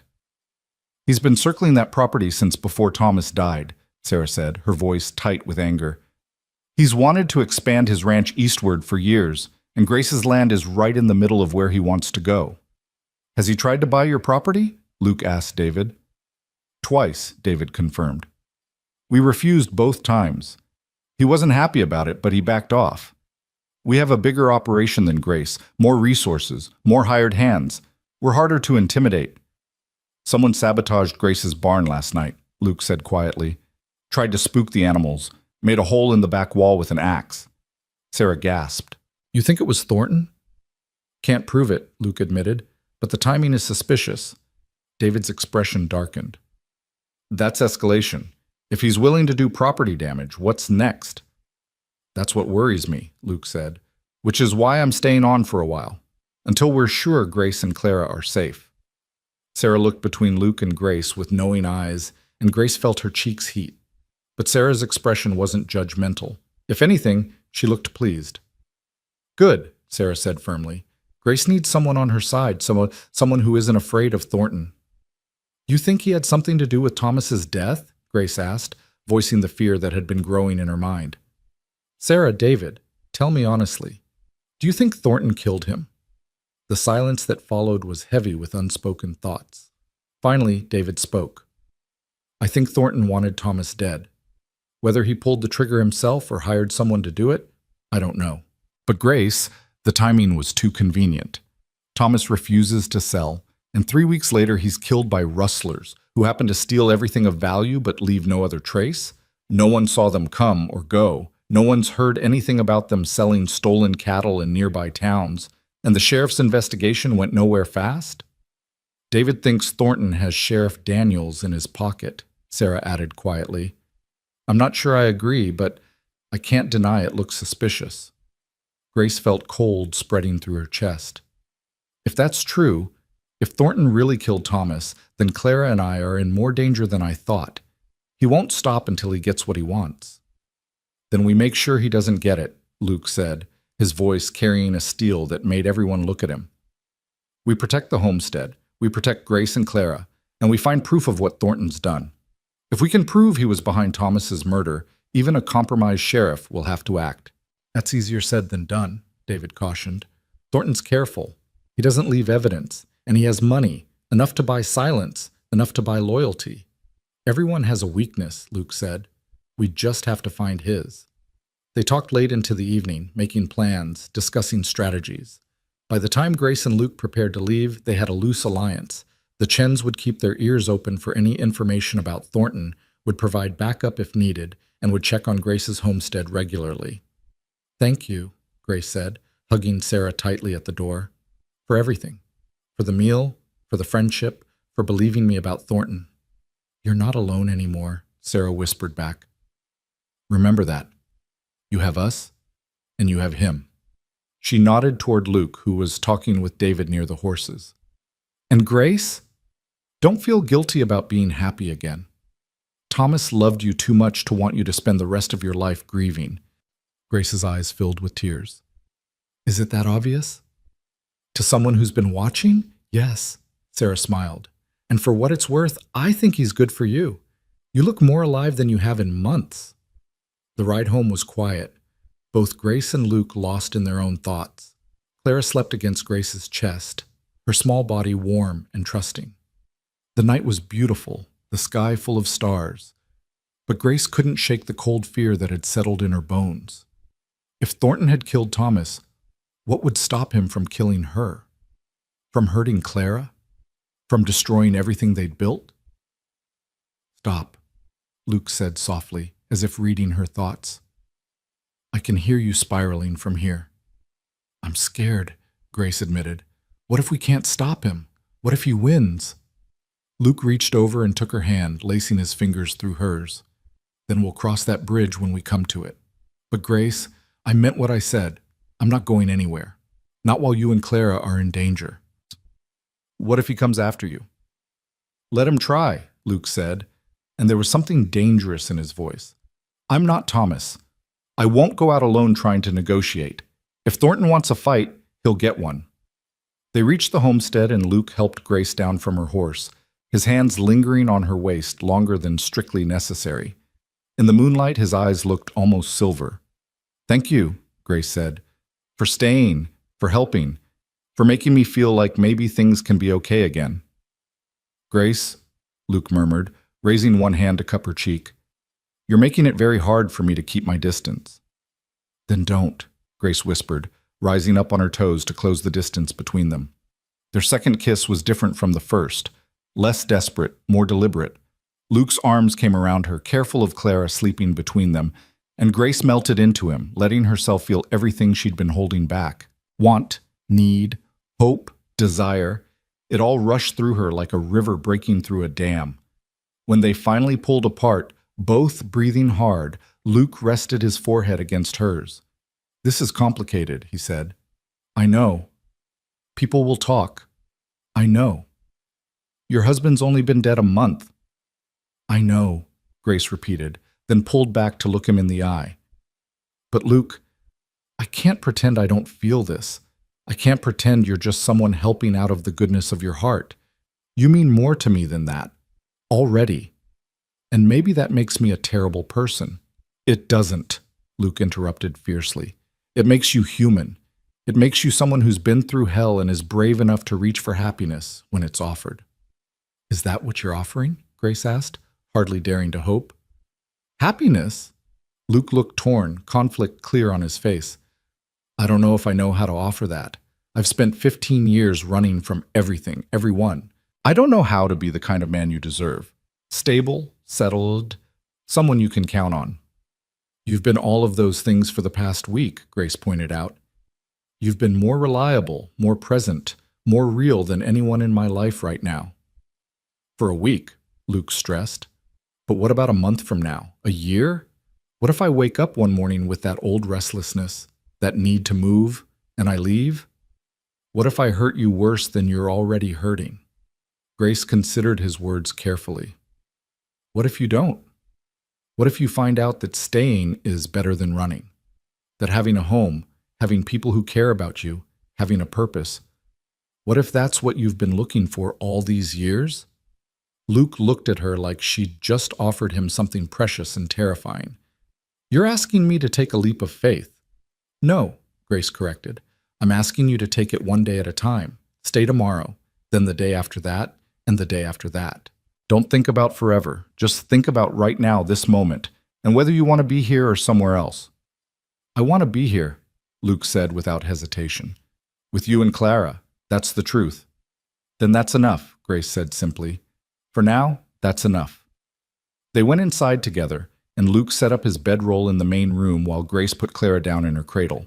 When she emerged from the bedroom, Luke was sitting on the floor with his back against the wall, looking lost in thought. Grace sat down next to him, close enough that their shoulders touched. Tell me something true, she said. Something you've never told anyone. Luke was quiet for a long moment. I'm tired, he said finally. I'm so tired of moving, of never having a place to call home, of waking up in different towns and not remembering where I am for the first few minutes. I'm tired of being alone. I'm tired of pretending that's what I want. Grace took his hand, holding it between both of hers. Then stop. Stop pretending. Stop running. Let yourself rest. What if I don't remember how? Then I'll teach you, Grace said. Just like you taught me how to milk Bessie, how to plant a garden, how to hope again. I'll teach you how to stay. Luke looked at her, and Grace saw something crack in his expression, some long-held defense finally giving way. He pulled her close, wrapping his arms around her, and Grace went willingly, resting her head on his chest and listening to the steady beat of his heart. They stayed like that for a long time, two broken people holding each other together, until Grace finally pulled back. I should let you sleep, she said reluctantly. Grace, Luke said, catching her hand as she started to stand. Thank you for seeing something in me worth saving. Thank you for the same, Grace replied. She went to her bedroom but left the door open, a small gesture that said, I trust you. I want you near. You're safe here. And for the first time since Thomas died, Grace fell asleep feeling like maybe, just maybe, everything would be all right. The next few days passed in a pattern of growing intimacy and shared purpose. Luke and Grace worked side by side, repairing the homestead, tending the garden, caring for the animals. They talked constantly about everything and nothing, sharing stories from their pasts, dreams for the future, fears that kept them awake at night. And they touched. Small touches at first, hands brushing as they passed tools, shoulders bumping as they worked, fingers intertwining as they sat on the porch in the evenings.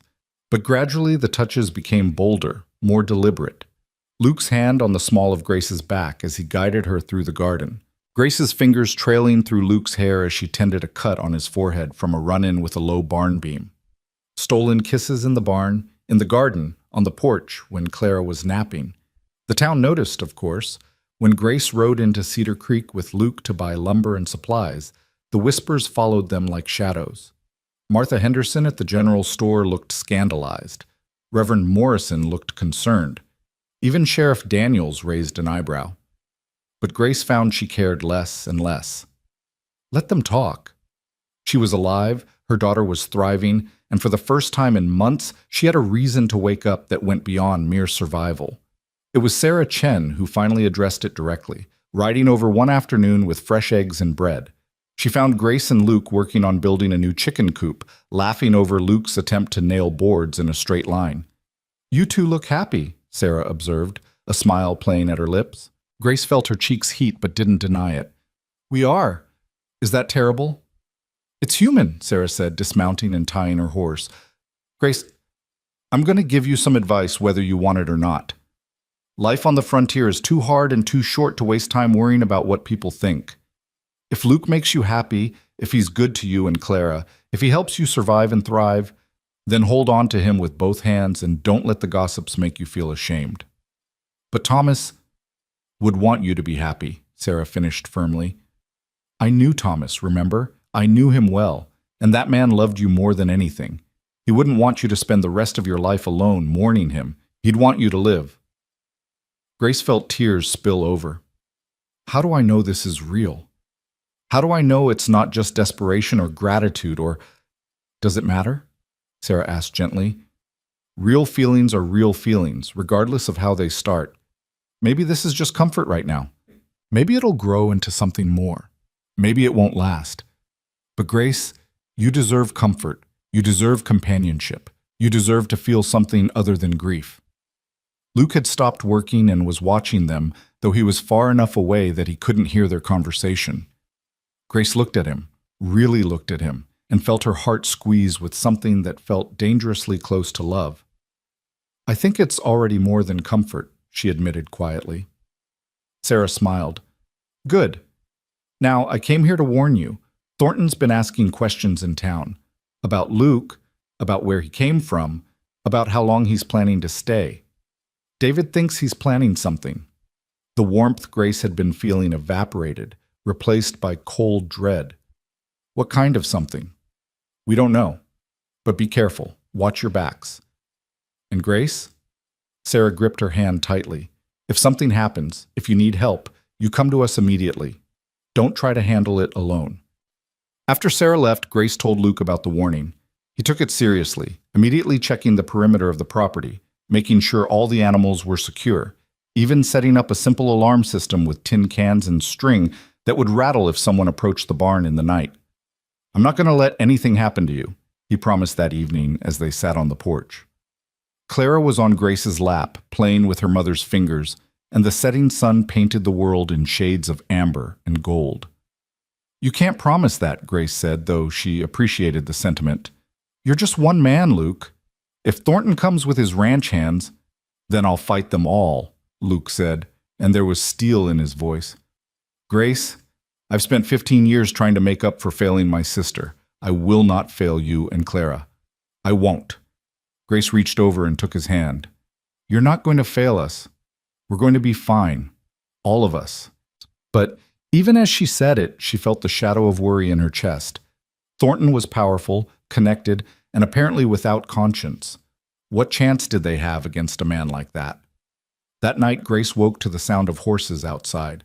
Not right at the house, but close. Too close. She sat up, heart pounding, and heard Luke already moving in the main room. "Stay inside," he said quietly, appearing in her doorway with the rifle. "Keep Clara quiet." "Luke? Trust me," he said, and then he was gone, slipping out into the night like a shadow. Grace grabbed Clara from the cradle, holding her close, and moved to the window. In the moonlight, she could see shapes moving near the barn. 3, maybe 4 men on horseback. Her blood ran cold. Then she heard Luke's voice, strong and clear in the night. "That's far enough. State your business or ride on." One of the riders laughed. "We got business with the widow Whitmore. She's decided to sell her land to Mr. Thornton. We're here to help her pack up." "She's decided no such thing," Luke replied, and Grace could hear the danger in his tone.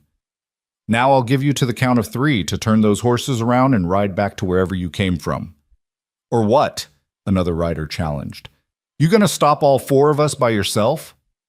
"If I have to." There was a moment of tense silence. Then Grace heard the unmistakable sound of a hammer being cocked.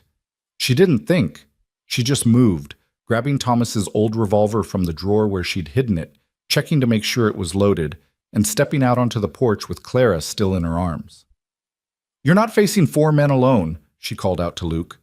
"It's 4 against 2. and I'm a very good shot." It was a lie. She'd only fired a gun a handful of times, but her voice was steady and the revolver in her hand was real enough.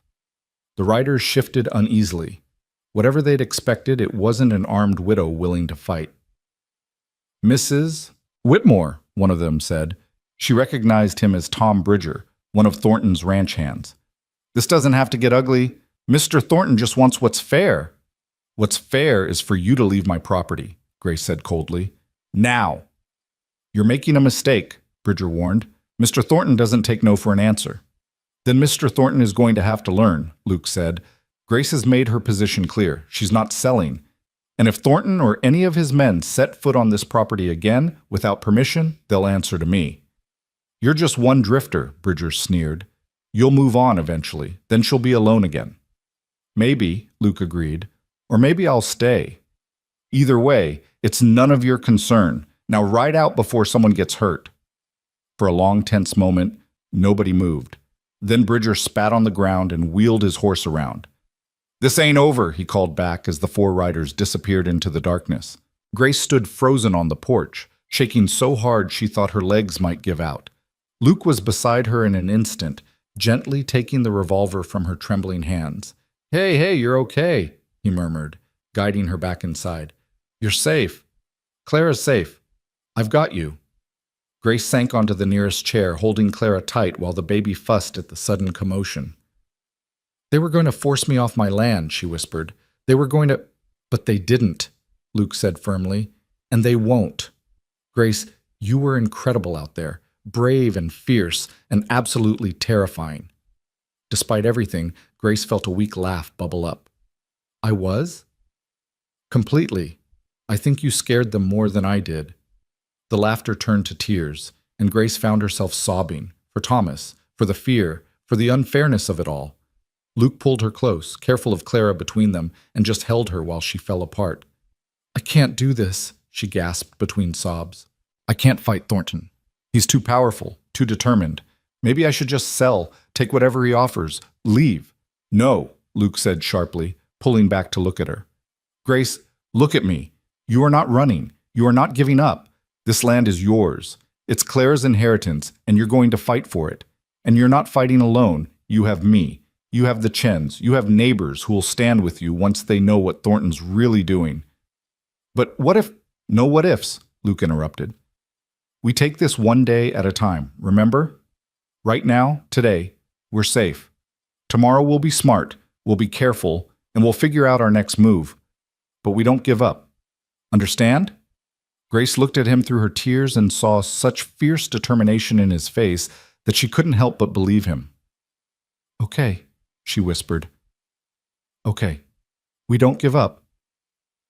"That's my girl," Luke said softly, and something in the way he said "my girl" made Grace's breath catch. They stayed up the rest of the night, Luke keeping watch while Grace dozed fitfully with Clara in her arms.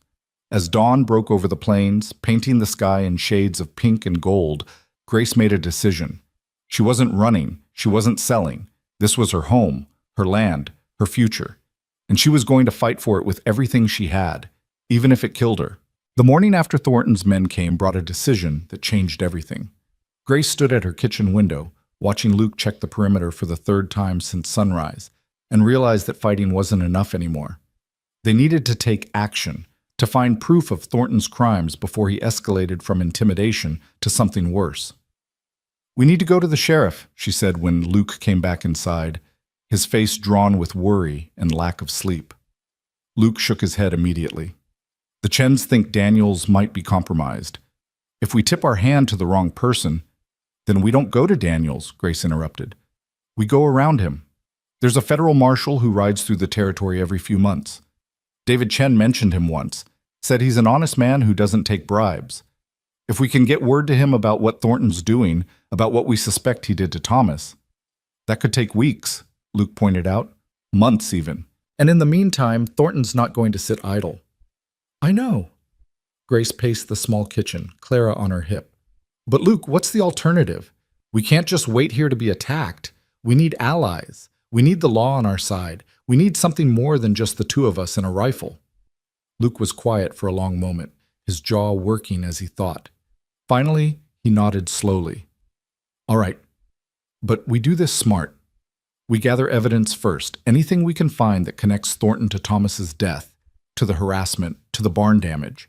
Then we get that evidence to the marshal. But Grace, that means we need to be careful. If Thornton suspects we're building a case against him, he'll come at us harder, Grace finished. I know, but what choice do we have? The answer hung unspoken between them. None. They had no choice at all. Over the next week, they fell into a new rhythm, one born of necessity and growing desperation. Luke rode into town every other day asking careful questions at the saloon, the general store, anywhere men gathered and talked. He was looking for anyone willing to speak against Thornton, any witnesses to Thomas's murder, any scrap of information that might help their case.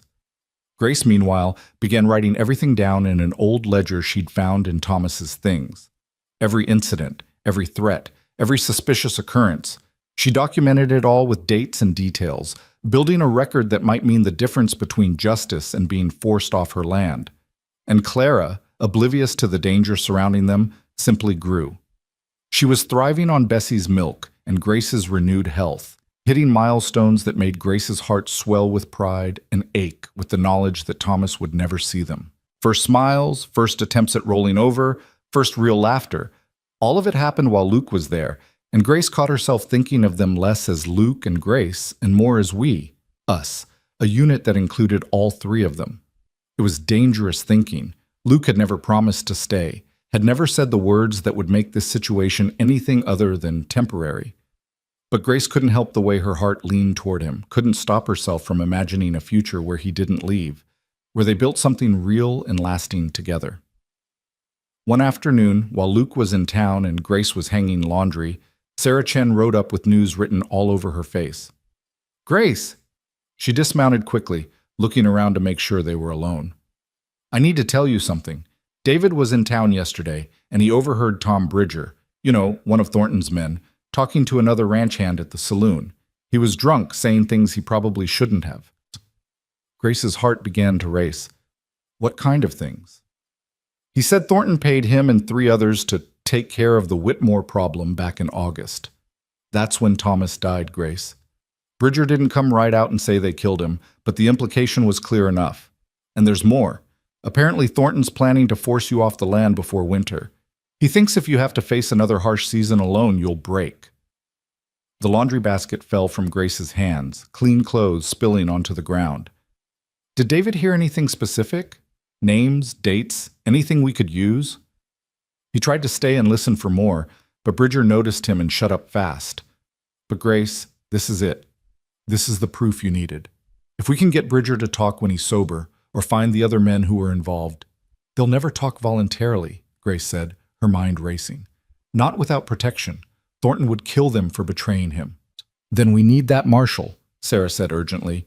"We need someone with authority who can offer them immunity or protection in exchange for testimony." Grace bent to pick up the fallen laundry, her hands shaking. "Luke's in town right now asking questions. When he gets back, we need to figure out how to contact the marshal. Sarah, how do we even find him? Do you know his route?" "David might. He's dealt with the territorial marshal's office before over cattle disputes." Sarah helped gather the clothes, then gripped Grace's arm tightly. "Grace, you need to be extra careful now. If Bridger realizes he said too much, if Thornton finds out we're investigating—" "I know," Grace whispered. "Believe me, I know." When Luke returned that evening, Grace and Sarah told him everything. His expression grew darker with each word, and by the time they finished, his hands were clenched into fists. "Bridger," he said quietly, and there was something lethal in his voice. "I've seen him around. Big guy, scar over his left eye." "That's him," Sarah confirmed. "I could make him talk," Luke said, and Grace felt a chill run down her spine at the cold certainty in his tone. "No," she said firmly. "Luke, if you assault one of Thornton's men, you'll be the one in jail. The sheriff would love an excuse to lock you up, get you away from me." "She's right," Sarah agreed. "We do this by the book, or we give Thornton ammunition to use against us." Luke paced the small kitchen like a caged animal, his frustration palpable. "Then how? How do we get justice for Thomas? How do we stop Thornton before he hurts someone else?" "We find the marshal," Grace said. We give him everything we have, everything we know, and we trust that the law will do what it's supposed to do. The law failed, Thomas, Luke shot back. The law has been failing you for months. Why should we believe it'll work now? Because we have to, Grace said simply. Because the alternative is vigilante justice, and that makes us no better than Thornton. Luke, please. I know you want to protect us. I know you want to fix this, but we have to do it the right way. Luke looked at her for a long moment, then slowly nodded. All right, we do it your way. But Grace, if Thornton comes for you again, if he threatens you or Clara, I'm not waiting for the law. Understood? Understood, Grace agreed softly. Sarah stayed for dinner, and the three of them made plans late into the evening. David would discreetly contact the marshal's office and find out when he'd next be riding through the territory. In the meantime, Grace would continue documenting everything, and Luke would keep watching Thornton's movements, looking for patterns, for weaknesses, for any opportunity to gather more evidence. After Sarah left, Grace put Clara to bed and found Luke on the porch, staring out at the darkness with tension written in every line of his body. Talk to me, she said softly, sitting beside him. Luke was quiet for so long Grace thought he might not answer. Then, I've killed men before. The words hung in the air between them, stark and honest. Grace felt her breath catch, but she didn't pull away. During the war? She asked. After. Luke's voice was flat, emotionless. 3 years after, to be exact. I was working a ranch in New Mexico, and some bandits raided the place. Killed the owner, his wife, tried to steal everything including the horses. I was in the barn when it happened. I had a rifle. I used it. Grace waited, sensing there was more. I killed 2 of them, Luke continued. Shot them dead without hesitation, without remorse. The 3rd one ran, and I let him go. The law said it was justified, said I was defending property and innocent lives. But Grace, the thing is, I didn't feel bad about it. Not then, not now. Those men deserved what they got. And you're wondering if that makes you a bad person, Grace said quietly. No. Luke finally looked at her. I'm wondering if it makes me the kind of person who could kill Thornton and his men in cold blood, if it came to that. If I could justify it the same way I justified those killings in New Mexico. Because Grace, when I think about what they did to Thomas, what they're trying to do to you, I want to kill them. I want it badly enough that it scares me. Grace took his hand, lacing her fingers through his. But you haven't. You're sitting here talking to me about the law and doing things the right way, even though every instinct is probably screaming at you to ride into town and put a bullet in Thornton's head. Only because you asked me not to. That's what makes you a good man, Luke. Not the absence of violent thoughts, but the choice not to act on them. The choice to do what's right instead of what's easy. Luke brought her hand to his lips, pressing a kiss to her knuckles. You have too much faith in me. Or maybe you don't have enough faith in yourself, Grace countered. Luke, I know who you are. I've seen you with Clara, gentle and patient. I've seen you work yourself to exhaustion fixing things around the homestead. I've seen you make hard choices, good choices, even when they cost you. That's the man you are. The rest is just noise.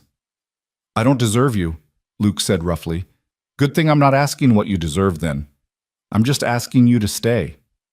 They sat in silence for a while, hands joined, watching the stars emerge one by one in the darkening sky. Finally, Luke spoke again, his voice barely above a whisper. I'm falling in love with you. I know it's too soon. I know it's complicated. I know I shouldn't, but I am. I'm falling in love with you and Clara, with this place, with the life we could have here. And it terrifies me because I've spent 15 years making sure I never cared about anything enough to lose it. Grace's heart felt too big for her chest, swelling with emotion so intense it almost hurt. Luke, you don't have to say anything, he interrupted quickly. I know it's been less than 2 weeks. I know your husband just died. I know I'm asking too much. I love you too, Grace said, the words tumbling out before she could second-guess them. I know I shouldn't. I know it makes me terrible. I know people will judge me. But I do. I love you, Luke Carver. I love the way you look at Clara like she's precious. I love the way you fix things without being asked. I love the sound of your voice in the morning and the way you make me laugh, even when everything feels impossible. I love that you're honest about your darkness, instead of pretending it doesn't exist. I love you. Luke stared at her like she'd just given him the world. Then he pulled her close, careful not to crush her, and kissed her with a tenderness that made tears spring to Grace's eyes. Say it again, he murmured against her lips. I love you. Again. I love you, Luke Carver. He kissed her again, deeper this time, and Grace felt something settle in her chest, something that felt like coming home after a long, difficult journey. When they finally pulled apart, Luke rested his forehead against hers. I'm going to marry you, he said. I don't know when, I don't know how, but Grace Whitmore, I'm going to make you my wife. I'm going to adopt Clara and give her my name. I'm going to build that big house Thomas planned, and I'm going to fill it with children and laughter and everything good this life has to offer. I promise you that. Grace laughed through her tears. You're making a lot of promises for a man who claims he doesn't know how to stay. I'm learning, Luke said. You're teaching me. They moved inside together, and for the first time since Luke had arrived, Grace didn't retreat to her bedroom alone.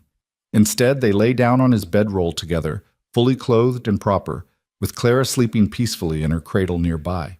Luke wrapped his arms around Grace, and she rested her head on his chest, listening to the steady beat of his heart. Tell me about the future, she whispered. Tell me what happens after we beat Thornton. Luke's hand stroked through her hair, gentle and soothing.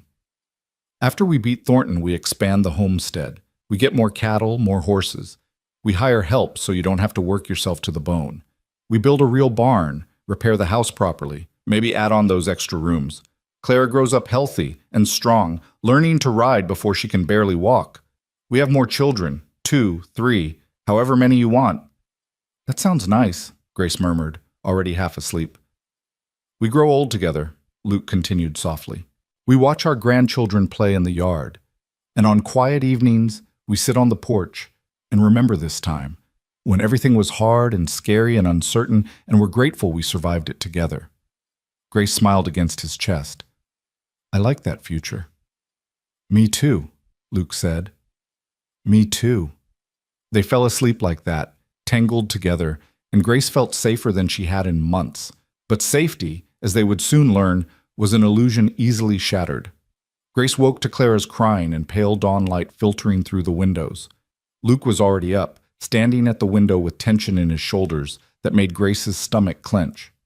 What is it? She asked, hurrying to pick up Clara. Ryder coming, Luke said tersely. Fast! Grace's heart began to race. They both moved to the door, Luke with rifle in hand, Grace clutching Clara protectively.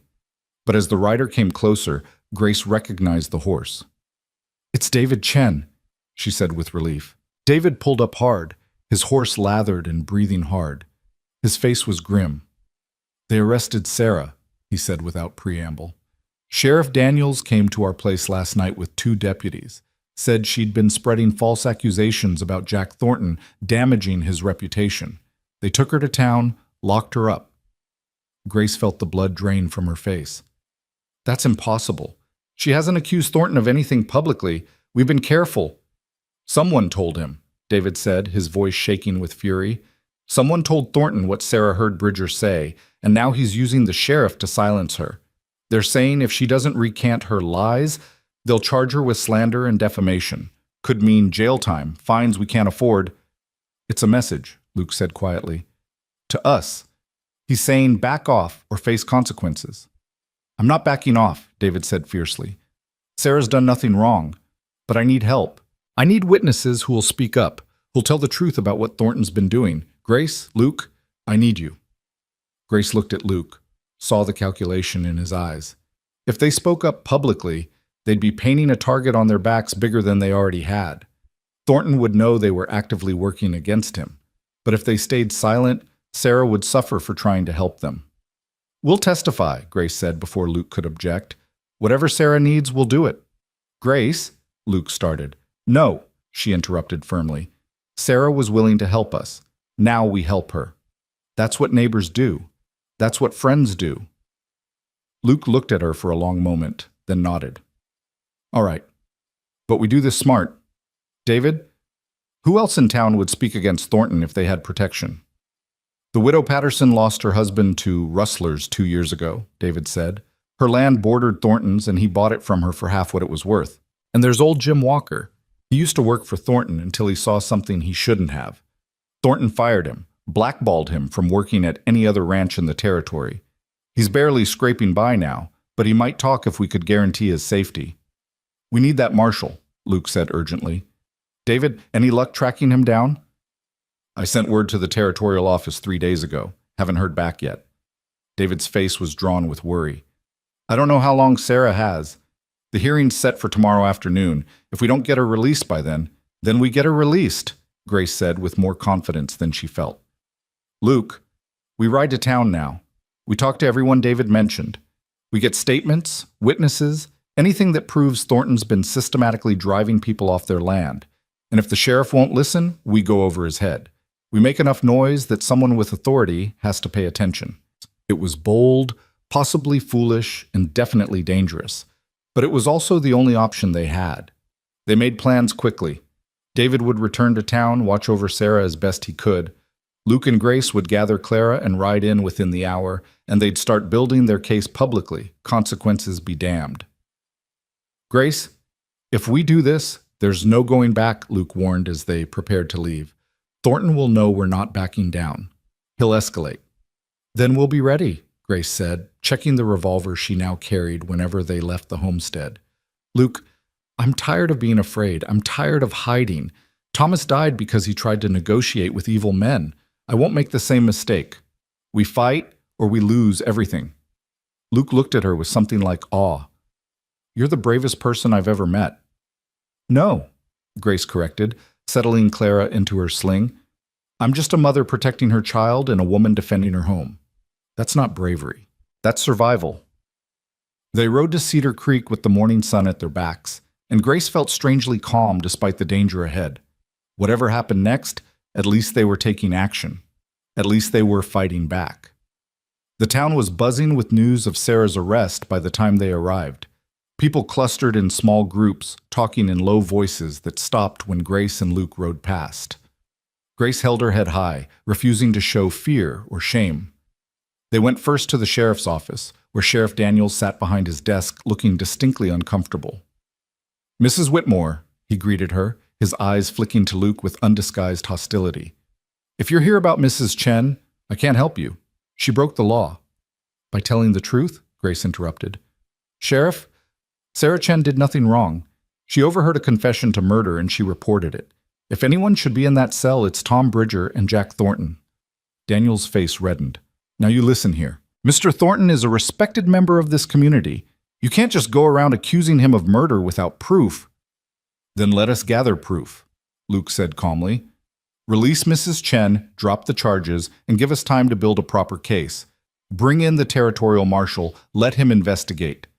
I don't need a marshal interfering in my jurisdiction, Daniel snapped, and I don't need a drifter telling me how to do my job.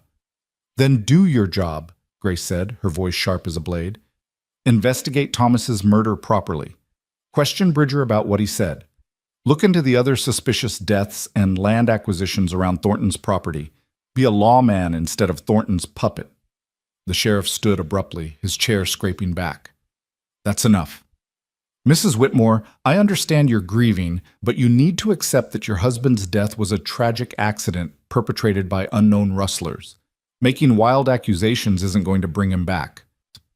Unknown rustlers who were never seen before or since, Luke said quietly. Unknown rustlers who stole everything of value but left no tracks, no witnesses, no trail.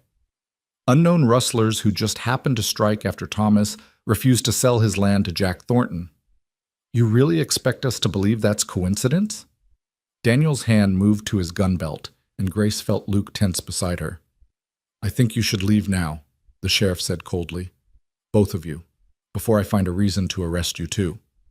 They left, but Grace's hands were shaking with fury. Outside, she turned to Luke. He's not going to help. He's either being paid by Thornton or he's too cowardly to stand up to him. Probably both, Luke agreed grimly. All right. Plan B. We find those witnesses David mentioned, we get their stories, and we create enough public pressure that Daniels has no choice but to act. Over the next several hours, they crisscrossed Cedar Creek, talking to anyone who'd listen. They found Widow Patterson at the boarding house where she'd been living since losing her homestead. She was a tired woman in her 50s, worn down by grief and hardship. "I know Thornton forced me out," she said quietly, glancing around nervously to make sure no one was listening. "After my Henry died, Thornton's men started coming around. Little accidents kept happening. Fence posts breaking, livestock getting out. One of my horses going lame under suspicious circumstances. When I finally agreed to sell, Thornton offered me half what the land was worth. I tried to refuse, and suddenly the bank was calling in loans I didn't know I had. Henry had borrowed money from Thornton years before, you see. I had no choice." "Would you testify to that?" Grace asked gently. "If we could guarantee your safety, would you tell what you know?" Mrs. Patterson's eyes filled with tears. "And end up like that Chinese woman in jail? Or worse, like your husband, Mrs. Whitmore? I'm sorry, but I have grandchildren depending on me. I can't risk it." They got similar responses from 3 other potential witnesses, people who knew or suspected Thornton's crimes but were too afraid to speak up.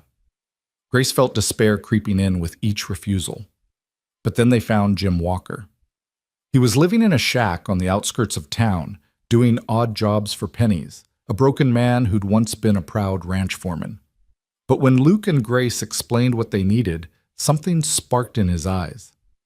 "I've been waiting for someone to stand up to that bastard," he said. "I worked for Thornton for 5 years. I saw things, terrible things. Men beaten for questioning his orders.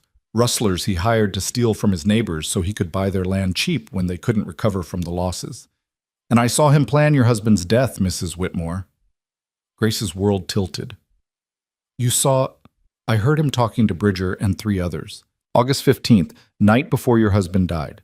Thornton told them to handle the Whitmore situation permanently. Said to make it look like rustlers, take the livestock to cover the trail. I knew what he meant. I went to him after, told him I wouldn't be part of murder. He fired me on the spot, told every rancher in 3 territories that I was a drunk and a thief. Ruined my reputation so thoroughly I couldn't get work anywhere." "Mr. Walker," Luke said urgently, "would you testify to this? Would you sign a statement?" Walker looked at them with haunted eyes. "What's the point? Thornton owns the sheriff. He'll never be prosecuted." "Not by Daniels," Grace agreed. "But there's a federal marshal who has jurisdiction. If we can get word to him, if we can build a case—" "I'll testify," Walker interrupted. "God help me, I'll testify. I've got nothing left to lose anyway, and maybe this way Henry Whitmore's death won't be for nothing." "Thomas," Grace corrected softly. "His name was Thomas." "Thomas," Walker repeated. "I'm sorry for your loss, ma'am. He seemed like a good man." They got Walker's statement written down, signed and dated, with Reverend Morrison as a witness. The Reverend was deeply troubled by what he heard, and he promised to add his own voice to the growing chorus demanding investigation. By late afternoon, they'd gathered enough evidence and testimony to at least raise serious questions about Thornton's activities. It wasn't enough for a conviction, but it was enough to demand the marshal's involvement. The hearing for Sarah Chen was held in the town hall, with what seemed like half of Cedar Creek in attendance. Thornton sat in the front row, looking confident and relaxed, while Sarah stood before the makeshift judge's bench looking defiant despite her night in jail. Grace and Luke entered together, and Grace felt every eye in the room turn toward them. Let them stare. Let them judge. She was done caring what people thought. The judge was actually the mayor, Hiram Foster, a portly man who looked distinctly uncomfortable with the proceedings. He cleared his throat nervously. "We're here to address the charges of slander and defamation against Mrs. Sarah Chen brought by Mr. Jack Thornton. Mr. Thornton, would you state your complaint?" Thornton stood, every inch the respectable rancher and upstanding citizen. "Mayor Foster, this woman has been spreading vicious lies about me throughout the community. She's accused me of criminal activity without a shred of evidence, damaging my reputation and my business relationships. I'm simply asking for justice and for her to publicly retract her false statements." "Mrs. Chen," the mayor said wearily, "do you have a response?" Sarah stood tall. "Everything I said was true. I overheard Tom Bridger, one of Mr. Thornton's employees, confess to being involved in Thomas Whitmore's murder on Mr. Thornton's orders. If that's slander, then arrest Mr. Bridger and let him deny it under oath." The room erupted in whispers. Thornton's face darkened, but he kept his voice calm. Bridger was drunk, probably bragging to impress someone. You can't take the ramblings of a drunk man as evidence of anything. Then let's hear from other witnesses, Grace called out, standing. People who've seen Mr. Thornton's tactics, who've suffered under his systematic campaign to drive settlers off their land so he can expand his ranch. Mrs. Whitmore, Mayor Foster said uncomfortably, this isn't your hearing. But it is about my husband's murder, Grace shot back. And if you're going to sit there and pretend Jack Thornton is an innocent victim, then you need to hear what I have to say. She pulled out the statements they'd gathered, along with her own detailed documentation of the harassment she'd suffered. Luke stood beside her, a silent wall of support, as she laid out their case piece by piece. The room grew quieter as she spoke, and Grace saw doubt creeping into people's faces. They knew Thornton was powerful, maybe even suspected he was ruthless, but hearing the evidence laid out so plainly, it was harder to dismiss. These are serious accusations, Mayor Foster said when Grace finished.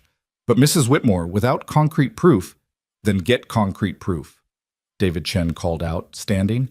Bring in the territorial marshal. Let him investigate properly. If Thornton's innocent, he has nothing to fear from a federal investigation. I won't be subjected to this witch hunt, Thornton said, standing. Mayor Foster, either charge Mrs. Chen or release her, but I won't sit here and be accused of crimes I didn't commit by a grieving widow and her paramour. The word hung in the air like an insult. Grace felt Luke stiffen beside her, felt the anger radiating off him in waves. Careful, Luke said quietly, but with unmistakable menace. You're talking about the woman I love, the woman I'm going to marry. Choose your next words very carefully. The room went completely silent. Grace felt heat flood her cheeks, not from shame, but from the public declaration, from the way Luke had claimed her in front of the entire town without hesitation or apology. Thornton laughed mockingly. Mary, the man's a drifter who's been in town less than 2 weeks, and you're already talking marriage? How convenient that he showed up right after your husband died. Luke saved our lives, Grace said clearly. He gave us food when we were starving, shelter when we had nothing, hope when I'd lost everything. And yes, I love him. I know it seems too soon to some of you. I know people will judge, but I don't care anymore. I'm alive because of Luke Carver, and my daughter is alive because of him, and if that's not worth loving someone for, I don't know what is. Reverend Morrison stood up.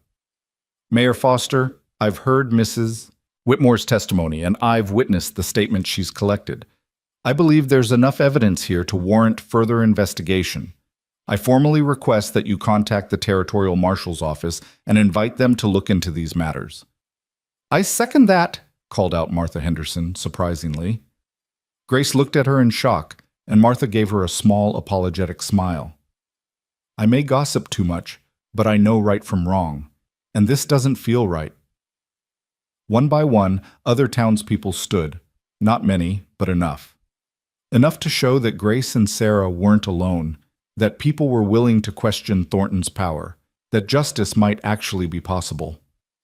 Mayor Foster looked between Thornton and the growing number of standing citizens, and Grace saw him make a decision. Very well. I'm releasing Mrs. Chen without charges, and I'm requesting an investigation from the Territorial Marshal's office. Mr. Thornton, if you're innocent as you claim, this should clear your name conclusively. Thornton's face went hard as stone. He stood, buttoned his jacket with deliberate calm, and looked directly at Grace. You're making a terrible mistake, Mrs. Whitmore. Both of you. Remember that when the consequences come. He strode out of the town hall, and Grace felt a chill run down her spine despite the warm afternoon. They'd won this battle, but she had no illusions about what it meant. The war with Jack Thornton had just begun in earnest. That evening, after Sarah had been reunited with David and everyone had returned home, Grace and Luke sat on their porch watching the sunset. Clara was asleep inside, and the world felt precariously peaceful. He's going to come after us, Grace said quietly. Soon. Hard. I know, Luke agreed, but we made the right choice.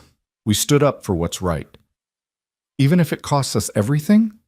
Luke took her hand, lacing their fingers together. Grace, everything I have worth losing is sitting right here beside me. You and Clara, you're my everything now. I'll fight for you with my last breath. Grace leaned her head on his shoulder.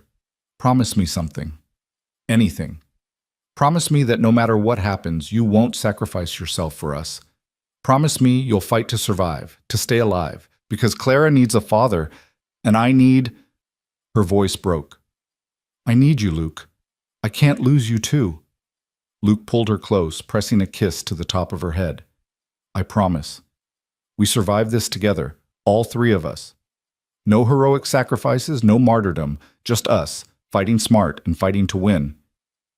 They sat there until the stars came out, holding each other against the darkness, and Grace let herself believe, just for a moment, that love might actually be enough to see them through. But deep down, she knew the hardest test was still to come.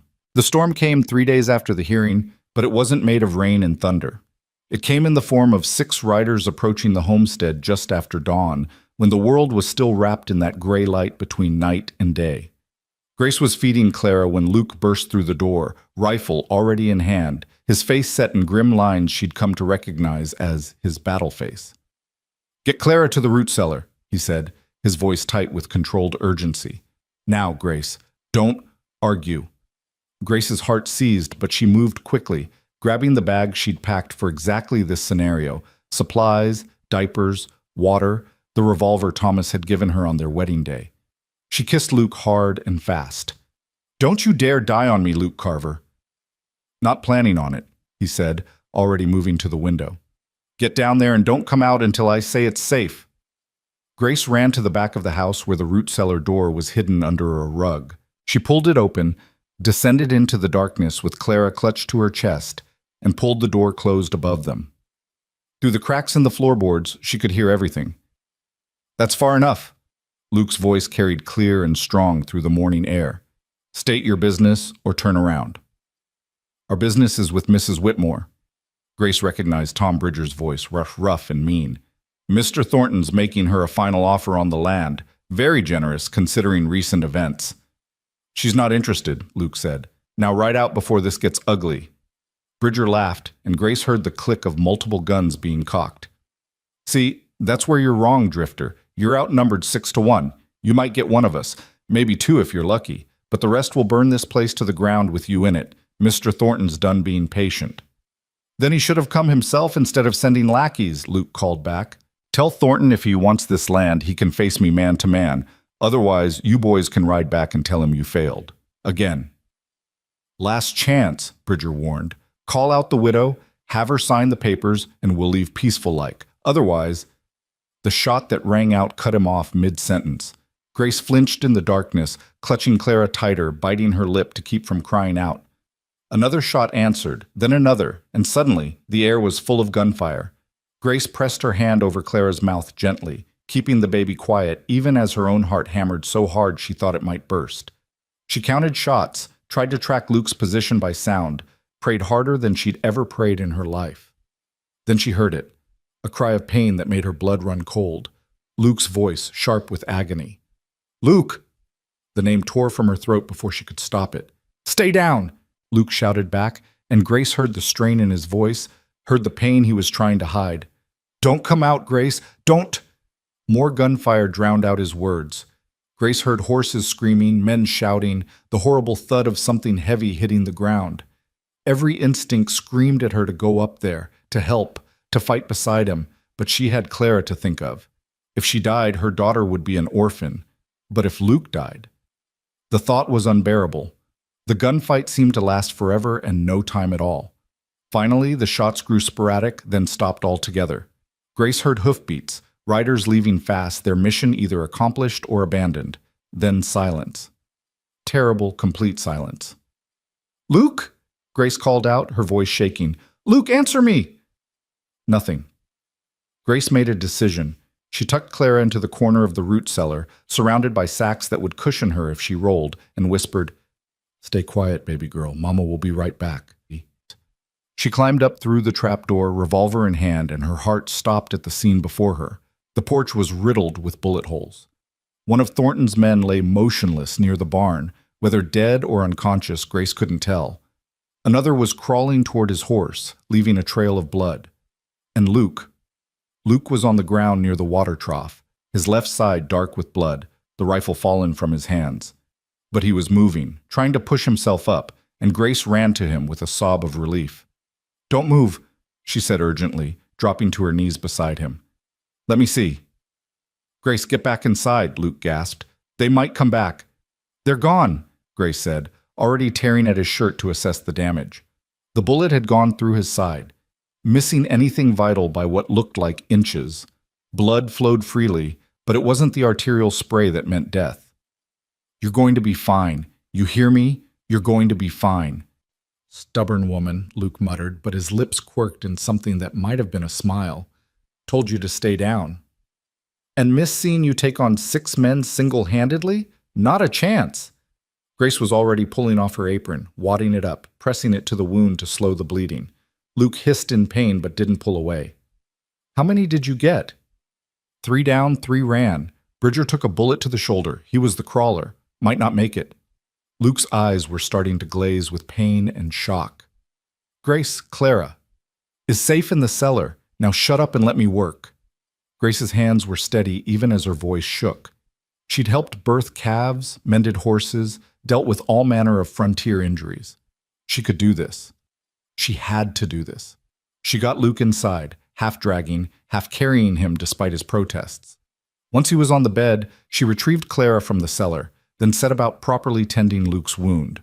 She boiled water, cleaned the entry and exit wounds, packed them with clean cloth, and wrapped his torso tightly with strips torn from her best petticoat.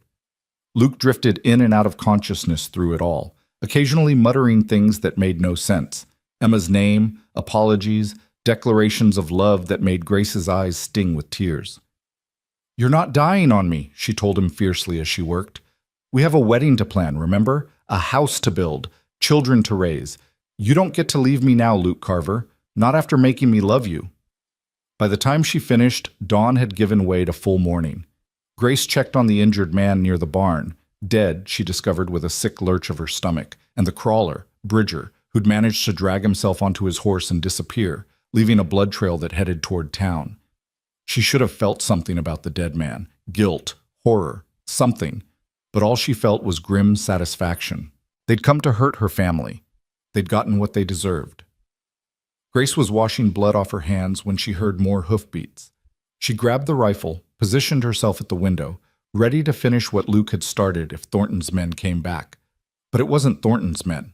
It was David Chen, the Reverend Morrison, and a man Grace didn't recognize, tall, lean, with a silver star pinned to his vest and the weathered look of someone who'd spent decades enforcing law in hard places. "Grace!" David called out. "Don't shoot! We're here to help!" Grace set down the rifle and opened the door, and David took one look at her blood-stained dress and paled. "My God, are you hurt?" "Not me, Luke. He's been shot." Grace's voice cracked. "There was a fight. Thornton's men came." "We know," the stranger said, stepping forward. "I'm Marshal Robert Hayes, ma'am. We heard gunfire from the Chen place, rode hard as we could." His eyes scanned the scene, the dead man by the barn, the blood, the bullet holes. "How many were there?" 6. Luke fought them off. 3 down, 3 fled. Grace swayed suddenly, the adrenaline that had kept her upright finally draining away. David caught her arm. "Luke's inside. He needs a doctor. Please." "Reverend, ride back to town and fetch Doc Patterson," the marshal ordered. "Tell him it's urgent. And tell Sheriff Daniels I want him out here immediately with a full report on his investigation into the Whitmore murder. If he's not here within the hour, I'll arrest him for obstruction of justice." The Reverend rode off fast, and the marshal turned to Grace with kind but firm eyes. "Mrs. Whitmore, I need you to tell me everything, from the beginning. Don't leave anything out." So Grace told him, all of it. Thomas's murder, Thornton's harassment, the barn sabotage, Bridger's drunken confession, the threats, this morning's attack. She laid it all out while the marshal took notes, and his expression grew progressively darker. "And you can prove all this?" he asked. "I have written documentation of every incident, signed statements from witnesses, and now you have a dead body and evidence of an armed assault on my property." Grace's voice was steel despite her exhaustion. "Marshal, Jack Thornton ordered my husband's murder and has been systematically terrorizing me to force me off my land. If you can't see that, then the law is even more corrupt than I feared." Hayes looked at her with something like respect. Ma'am, I see it just fine. Question is whether I can make it stick in a courtroom. Men like Thornton are slippery. They insulate themselves, use intermediaries, make sure nothing leads back to them directly. Bridger's wounded, Grace said. If you find him before he dies or runs, you might be able to get him to turn on Thornton in exchange for leniency. Smart thinking. Hayes glanced at David. Mr. Chen, you know this territory better than I do. Where would a wounded man go to ground? Thornton's ranch would be the obvious choice, but if Bridger thinks he's failed, he might worry Thornton will tie up loose ends permanently. David considered. There's an old line shack about 5 miles west of here. Abandoned for years, but it's got walls and a roof. If I was hurt and scared, that's where I'd go. Show me, Hayes said. He turned to Grace. Mrs. Whitmore, I need you to stay here with Mr. Carver. The doctor should arrive soon. If anyone else comes, anyone, you defend this property with deadly force if necessary. You have that right under territorial law. Grace nodded, clutching the rifle. Marshal, when you find Bridger, tell him...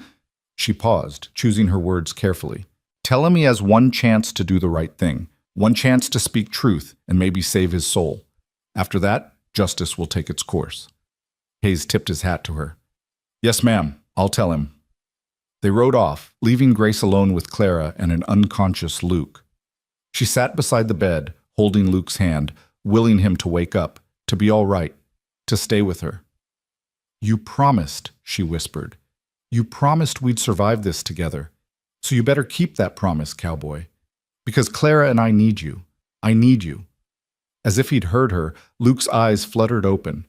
They were hazy with pain but focused on her face with an intensity that made her heart clench. Grace, he rasped, are you hurt?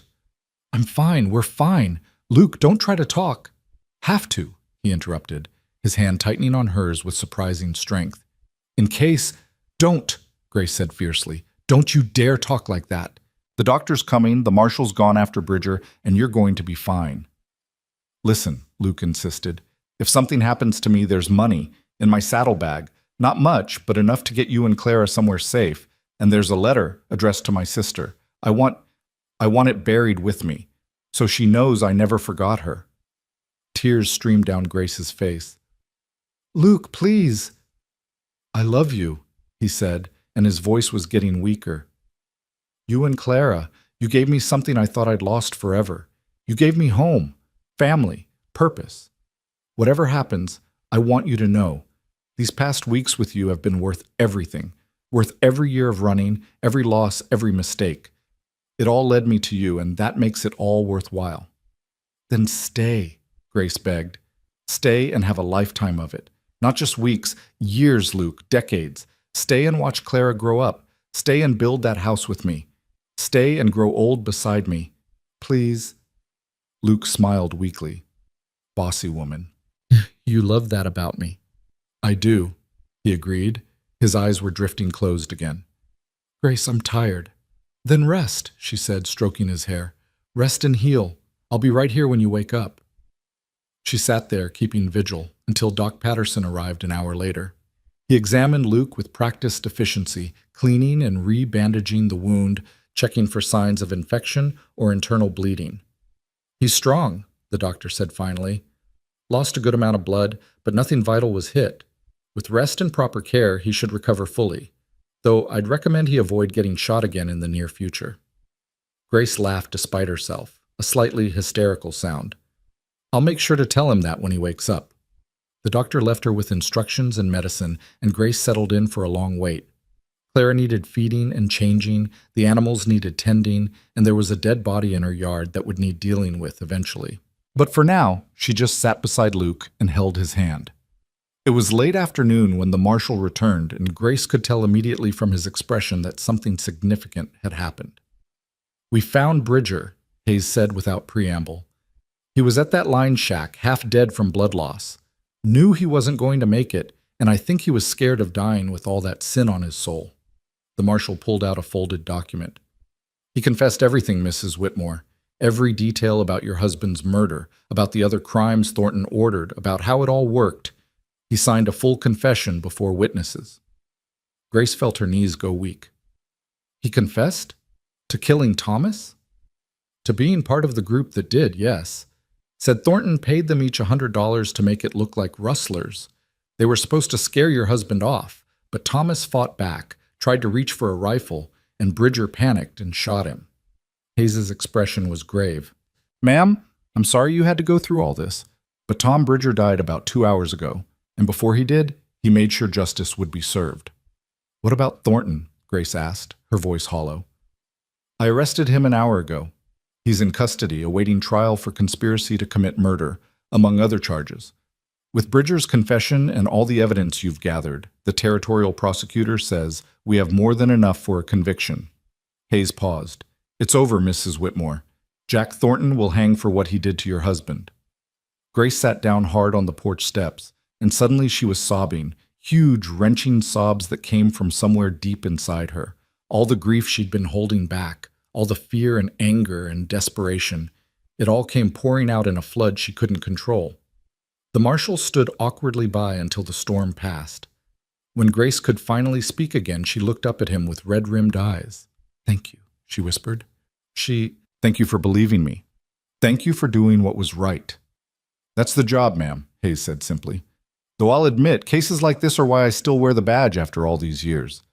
Sometimes the good people win. Not often enough, but sometimes. He left after giving Grace information about the trial, about what to expect, about resources available to her. Grace sat on the porch for a long time after he rode away, watching the sun sink toward the horizon and feeling something she hadn't felt in months. Peace. It was imperfect and fragile, born from violence and grief, but it was real. Thomas would have justice. Thornton would pay for his crimes, and Grace and Clara could finally move forward without looking over their shoulders. Luke woke up 2 days later, fever-free and clear-eyed. Grace was dozing in the chair beside the bed when she felt him squeeze her hand. Grace, he said, and his voice was rough from disuse but wonderfully beautifully alive. She was on her feet instantly, checking his forehead, examining the wound, making sure he was really, truly all right. How do you feel? Like I got shot, Luke said with a weak grin. But alive. Grace, what happened? Did Thornton's men come back? Are you and Clara? We're safe, Grace assured him, settling back into the chair and taking his hand. Luke, it's over. The marshal found Bridger, got a full confession before he died. Thornton's in jail awaiting trial for Thomas's murder. It's over. Luke stared at her, processing this information. Over, he repeated slowly. Grace, that means we're safe, Grace finished. That means we can actually live our lives instead of just surviving. That means we can have the future you talked about. The future where I marry you, Luke said, and despite his weakened condition, his eyes were intense. Grace, I know I'm in no condition to get down on one knee right now, but I'm asking anyway. Will you marry me? Will you let me be a husband to you and a father to Clara? Will you let me spend the rest of my life making sure you never regret taking a chance on a broken-down drifter who didn't know how to stay put until you taught him? Grace laughed through fresh tears. That's the worst proposal I've ever heard. It's the only one I've got, Luke said. So what's your answer? Yes, Grace said, leaning down to kiss him gently. Yes, 1,000 times yes, on one condition. Name it. You stop calling yourself broken. You're not broken, Luke Carver. You're healing. We both are. Together. Luke pulled her down beside him on the bed, careful of his injured side, and held her close. Together, he agreed. I like the sound of that. They were married 6 weeks later, on a crisp October morning when the leaves were turning gold and the air smelled of autumn and new beginnings. Luke had recovered fully, though he moved a bit stiffly still and probably would for the rest of his life. Grace wore her blue calico dress with wildflowers in her hair that Sarah Chen had helped her pick that morning. Clara, now 8 months old and thriving, wore a new white dress that Martha Henderson had sewn as a gift. The wedding took place in the small church in Cedar Creek with what felt like the entire town in attendance. Not because they all approved. Grace knew the gossips would always whisper about the widow who'd married so quickly after her husband's death, but because they were curious, and because Grace and Luke had become something of legends after their stand against Thornton. Reverend Morrison performed the ceremony with genuine warmth, speaking about love that emerges from darkness, about second chances, about the courage it takes to open your heart after loss. Do you, Luke Carver, take Grace Whitmore to be your lawfully wedded wife, to have and to hold from this day forward, for better or worse, for richer or poorer, in sickness and in health, until death do you part? Luke looked at Grace with those storm-gray eyes that had become as familiar to her as her own reflection, and said clearly, "I do."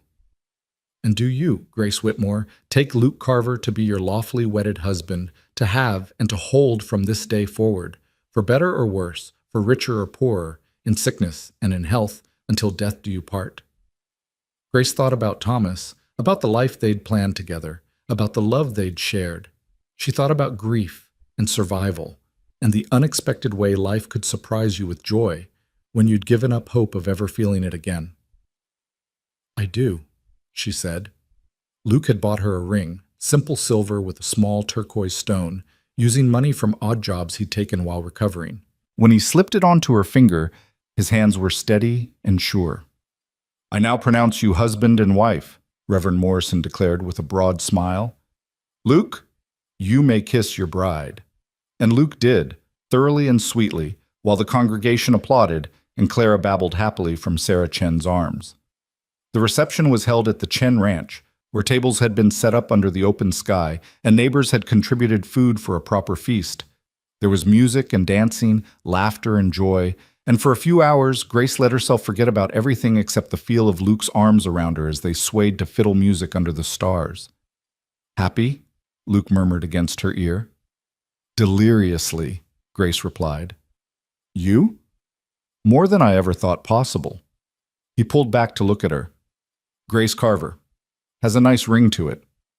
"It does," she agreed, "though I think I'll keep using Whitmore for legal things, for Clara's sake, so she knows where she came from." "That's good," Luke said. "She should know about Thomas, know he was a good man who loved her. When she's old enough, we'll tell her everything." "We," Grace repeated, savoring the word. "I love that we're a we now." "We've been a we since the day I rode up to your porch with that milk cow," Luke pointed out. "This just makes it official." They danced until Clara got fussy and needed feeding, then they said their goodbyes and rode home through the darkness. Home to the homestead that was truly theirs now, no longer shadowed by Thornton's threat. Over the following months, life settled into a rhythm that felt almost miraculous in its normalcy. Luke officially adopted Clara, giving her his name alongside Whitmore, making her Clara Whitmore Carver, a bridge between the past and the future. They expanded the homestead, buying 3 more cows with money from the sale of some of Thornton's confiscated property that had been awarded to Grace as partial restitution. Luke built the new chicken coop they'd planned, repaired the barn properly, and started laying the foundation for the bigger house. Thornton's trial was held in November, and Grace testified about everything she'd endured. It was hard, reliving those dark days, but Luke sat in the courtroom beside her, his presence an anchor that kept her steady. Thornton was found guilty on all counts and sentenced to hang. Grace thought she'd feel satisfaction when the verdict was read, but instead she just felt tired. Justice didn't bring Thomas back. It didn't erase the suffering, but it did mean no one else would be hurt by Jack Thornton's greed and cruelty, and that was something. Winter came, and this time Grace faced it with plenty of supplies, a full root cellar, warm blankets, and most importantly, she didn't face it alone. Luke was there through every cold night, every snowstorm, every challenge. He taught Clara to take her first steps in the middle of a February blizzard, catching her when she stumbled and spinning her around until she shrieked with laughter. "She's going to be a heartbreaker," Luke said, watching Clara toddle around the kitchen with more confidence each day. "We're going to have to beat the suitors away with a stick." "That's years away," Grace protested, but she was smiling. "Right now, she's just our baby." "Our baby," Luke repeated, and Grace heard the wonder in his voice. He still sometimes seemed amazed that this was his life, that he had a wife, a daughter, a home. "Grace, I need to tell you something." The serious tone made Grace look up from the bread she was kneading. "What is it?" Luke pulled a folded letter from his pocket, old and worn, clearly read many times. "Remember I told you about the letter I wrote to Emma, the one I wanted buried with me if I died?" Grace nodded, her throat tight. I read it again last night after Clara went to sleep, and I realized something. Luke unfolded the letter carefully. I wrote this 5 years ago after a particularly bad night where the guilt was eating me alive. I wrote down everything I wished I could say to her, all the apologies, all the regrets, and at the end I wrote, "I'll spend the rest of my life trying to make up for failing you." He looked up at Grace. "But Grace, I don't think that's what Emma would have wanted. I don't think she'd want me spending my whole life in penance, trying to atone for something that wasn't really my fault. I think she'd want me to live, to be happy, to have the kind of family we never got to be." Grace set down her dough and came to him, wrapping her arms around his waist. "I think you're right. So I'm going to bury the letter," Luke said, "properly, at her grave in Colorado. I've been saving money, and come spring, I want us to make the trip, all three of us. I want to introduce you and Clara to my sister. Tell her about the life I've built, the love I've found. And then I want to say goodbye, not to her memory, but to the guilt, to the running, to the man I was before you." Grace felt tears spilling down her cheeks. "Luke, that's beautiful. Yes, we'll go. We'll go together." They made the trip in April, when the weather had warmed and the trails were passable. It took 2 weeks of hard riding, camping under the stars, fording rivers swollen with snowmelt.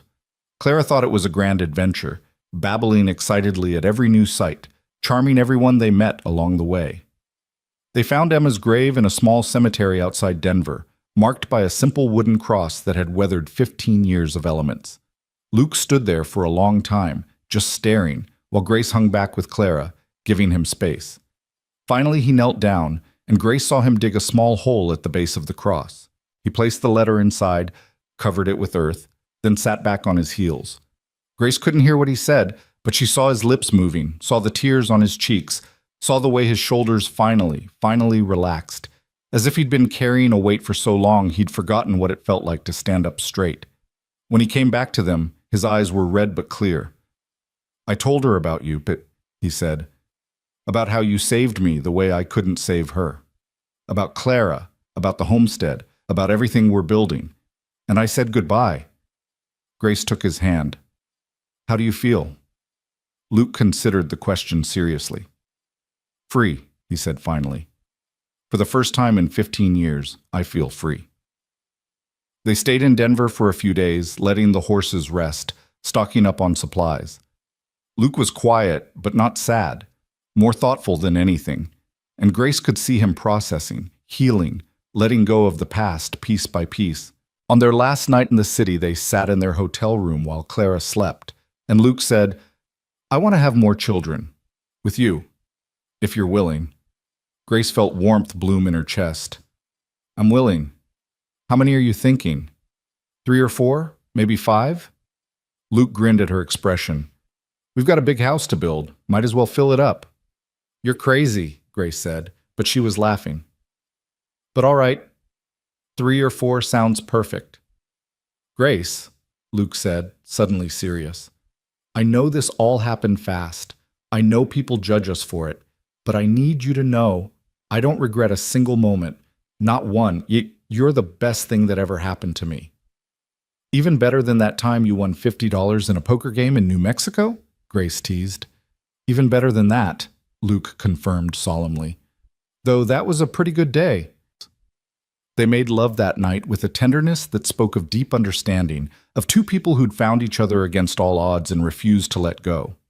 And when Grace fell asleep in Luke's arms, she dreamed not of the past, but of the future, of the children they'd have, the life they'd build, the years stretching ahead full of possibility.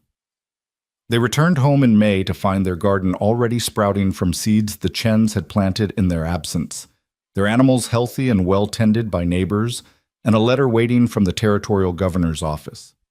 Grace opened it with trembling hands and read that she'd been awarded full title to her land, with all Thornton's claims invalidated, plus additional compensation for her suffering.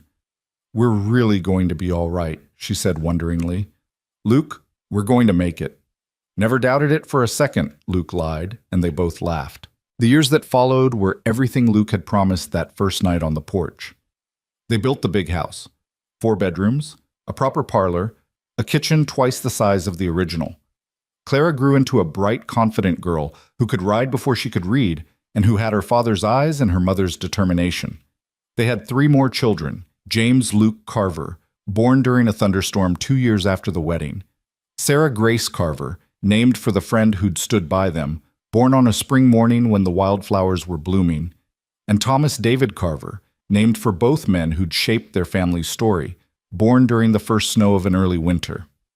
Luke never drifted again. He became a fixture in Cedar Creek, known as an honest man, a good neighbor, someone who'd help anyone who needed it.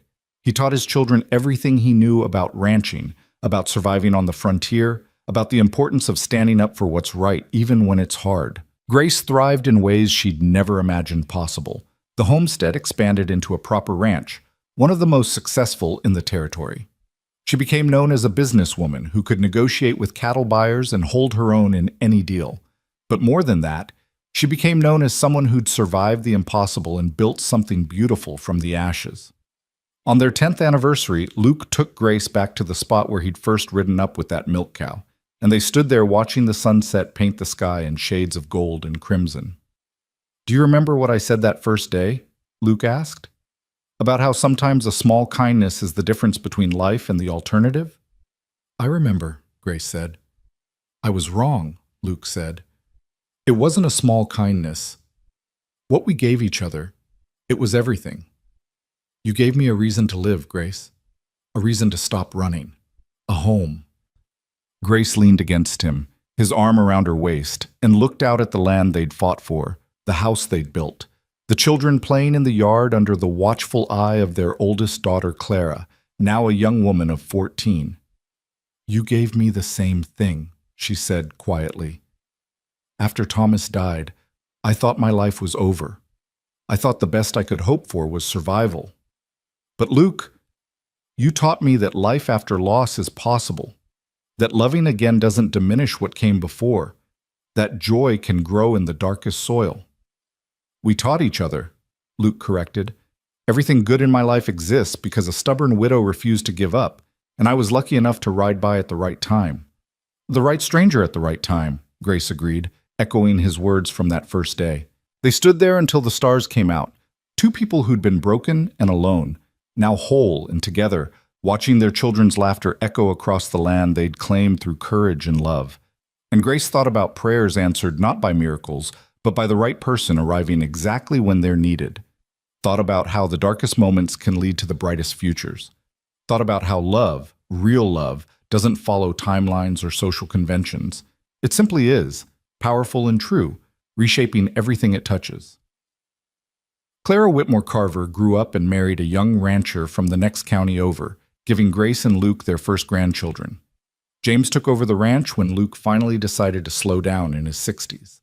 Sarah became a teacher, bringing education to frontier children who'd otherwise go without. And Thomas Jr. became a lawyer, fighting for justice in cases that reminded Grace painfully and proudly of everything they'd endured. Luke and Grace grew old together on the porch of that big house, watching sunsets and remembering.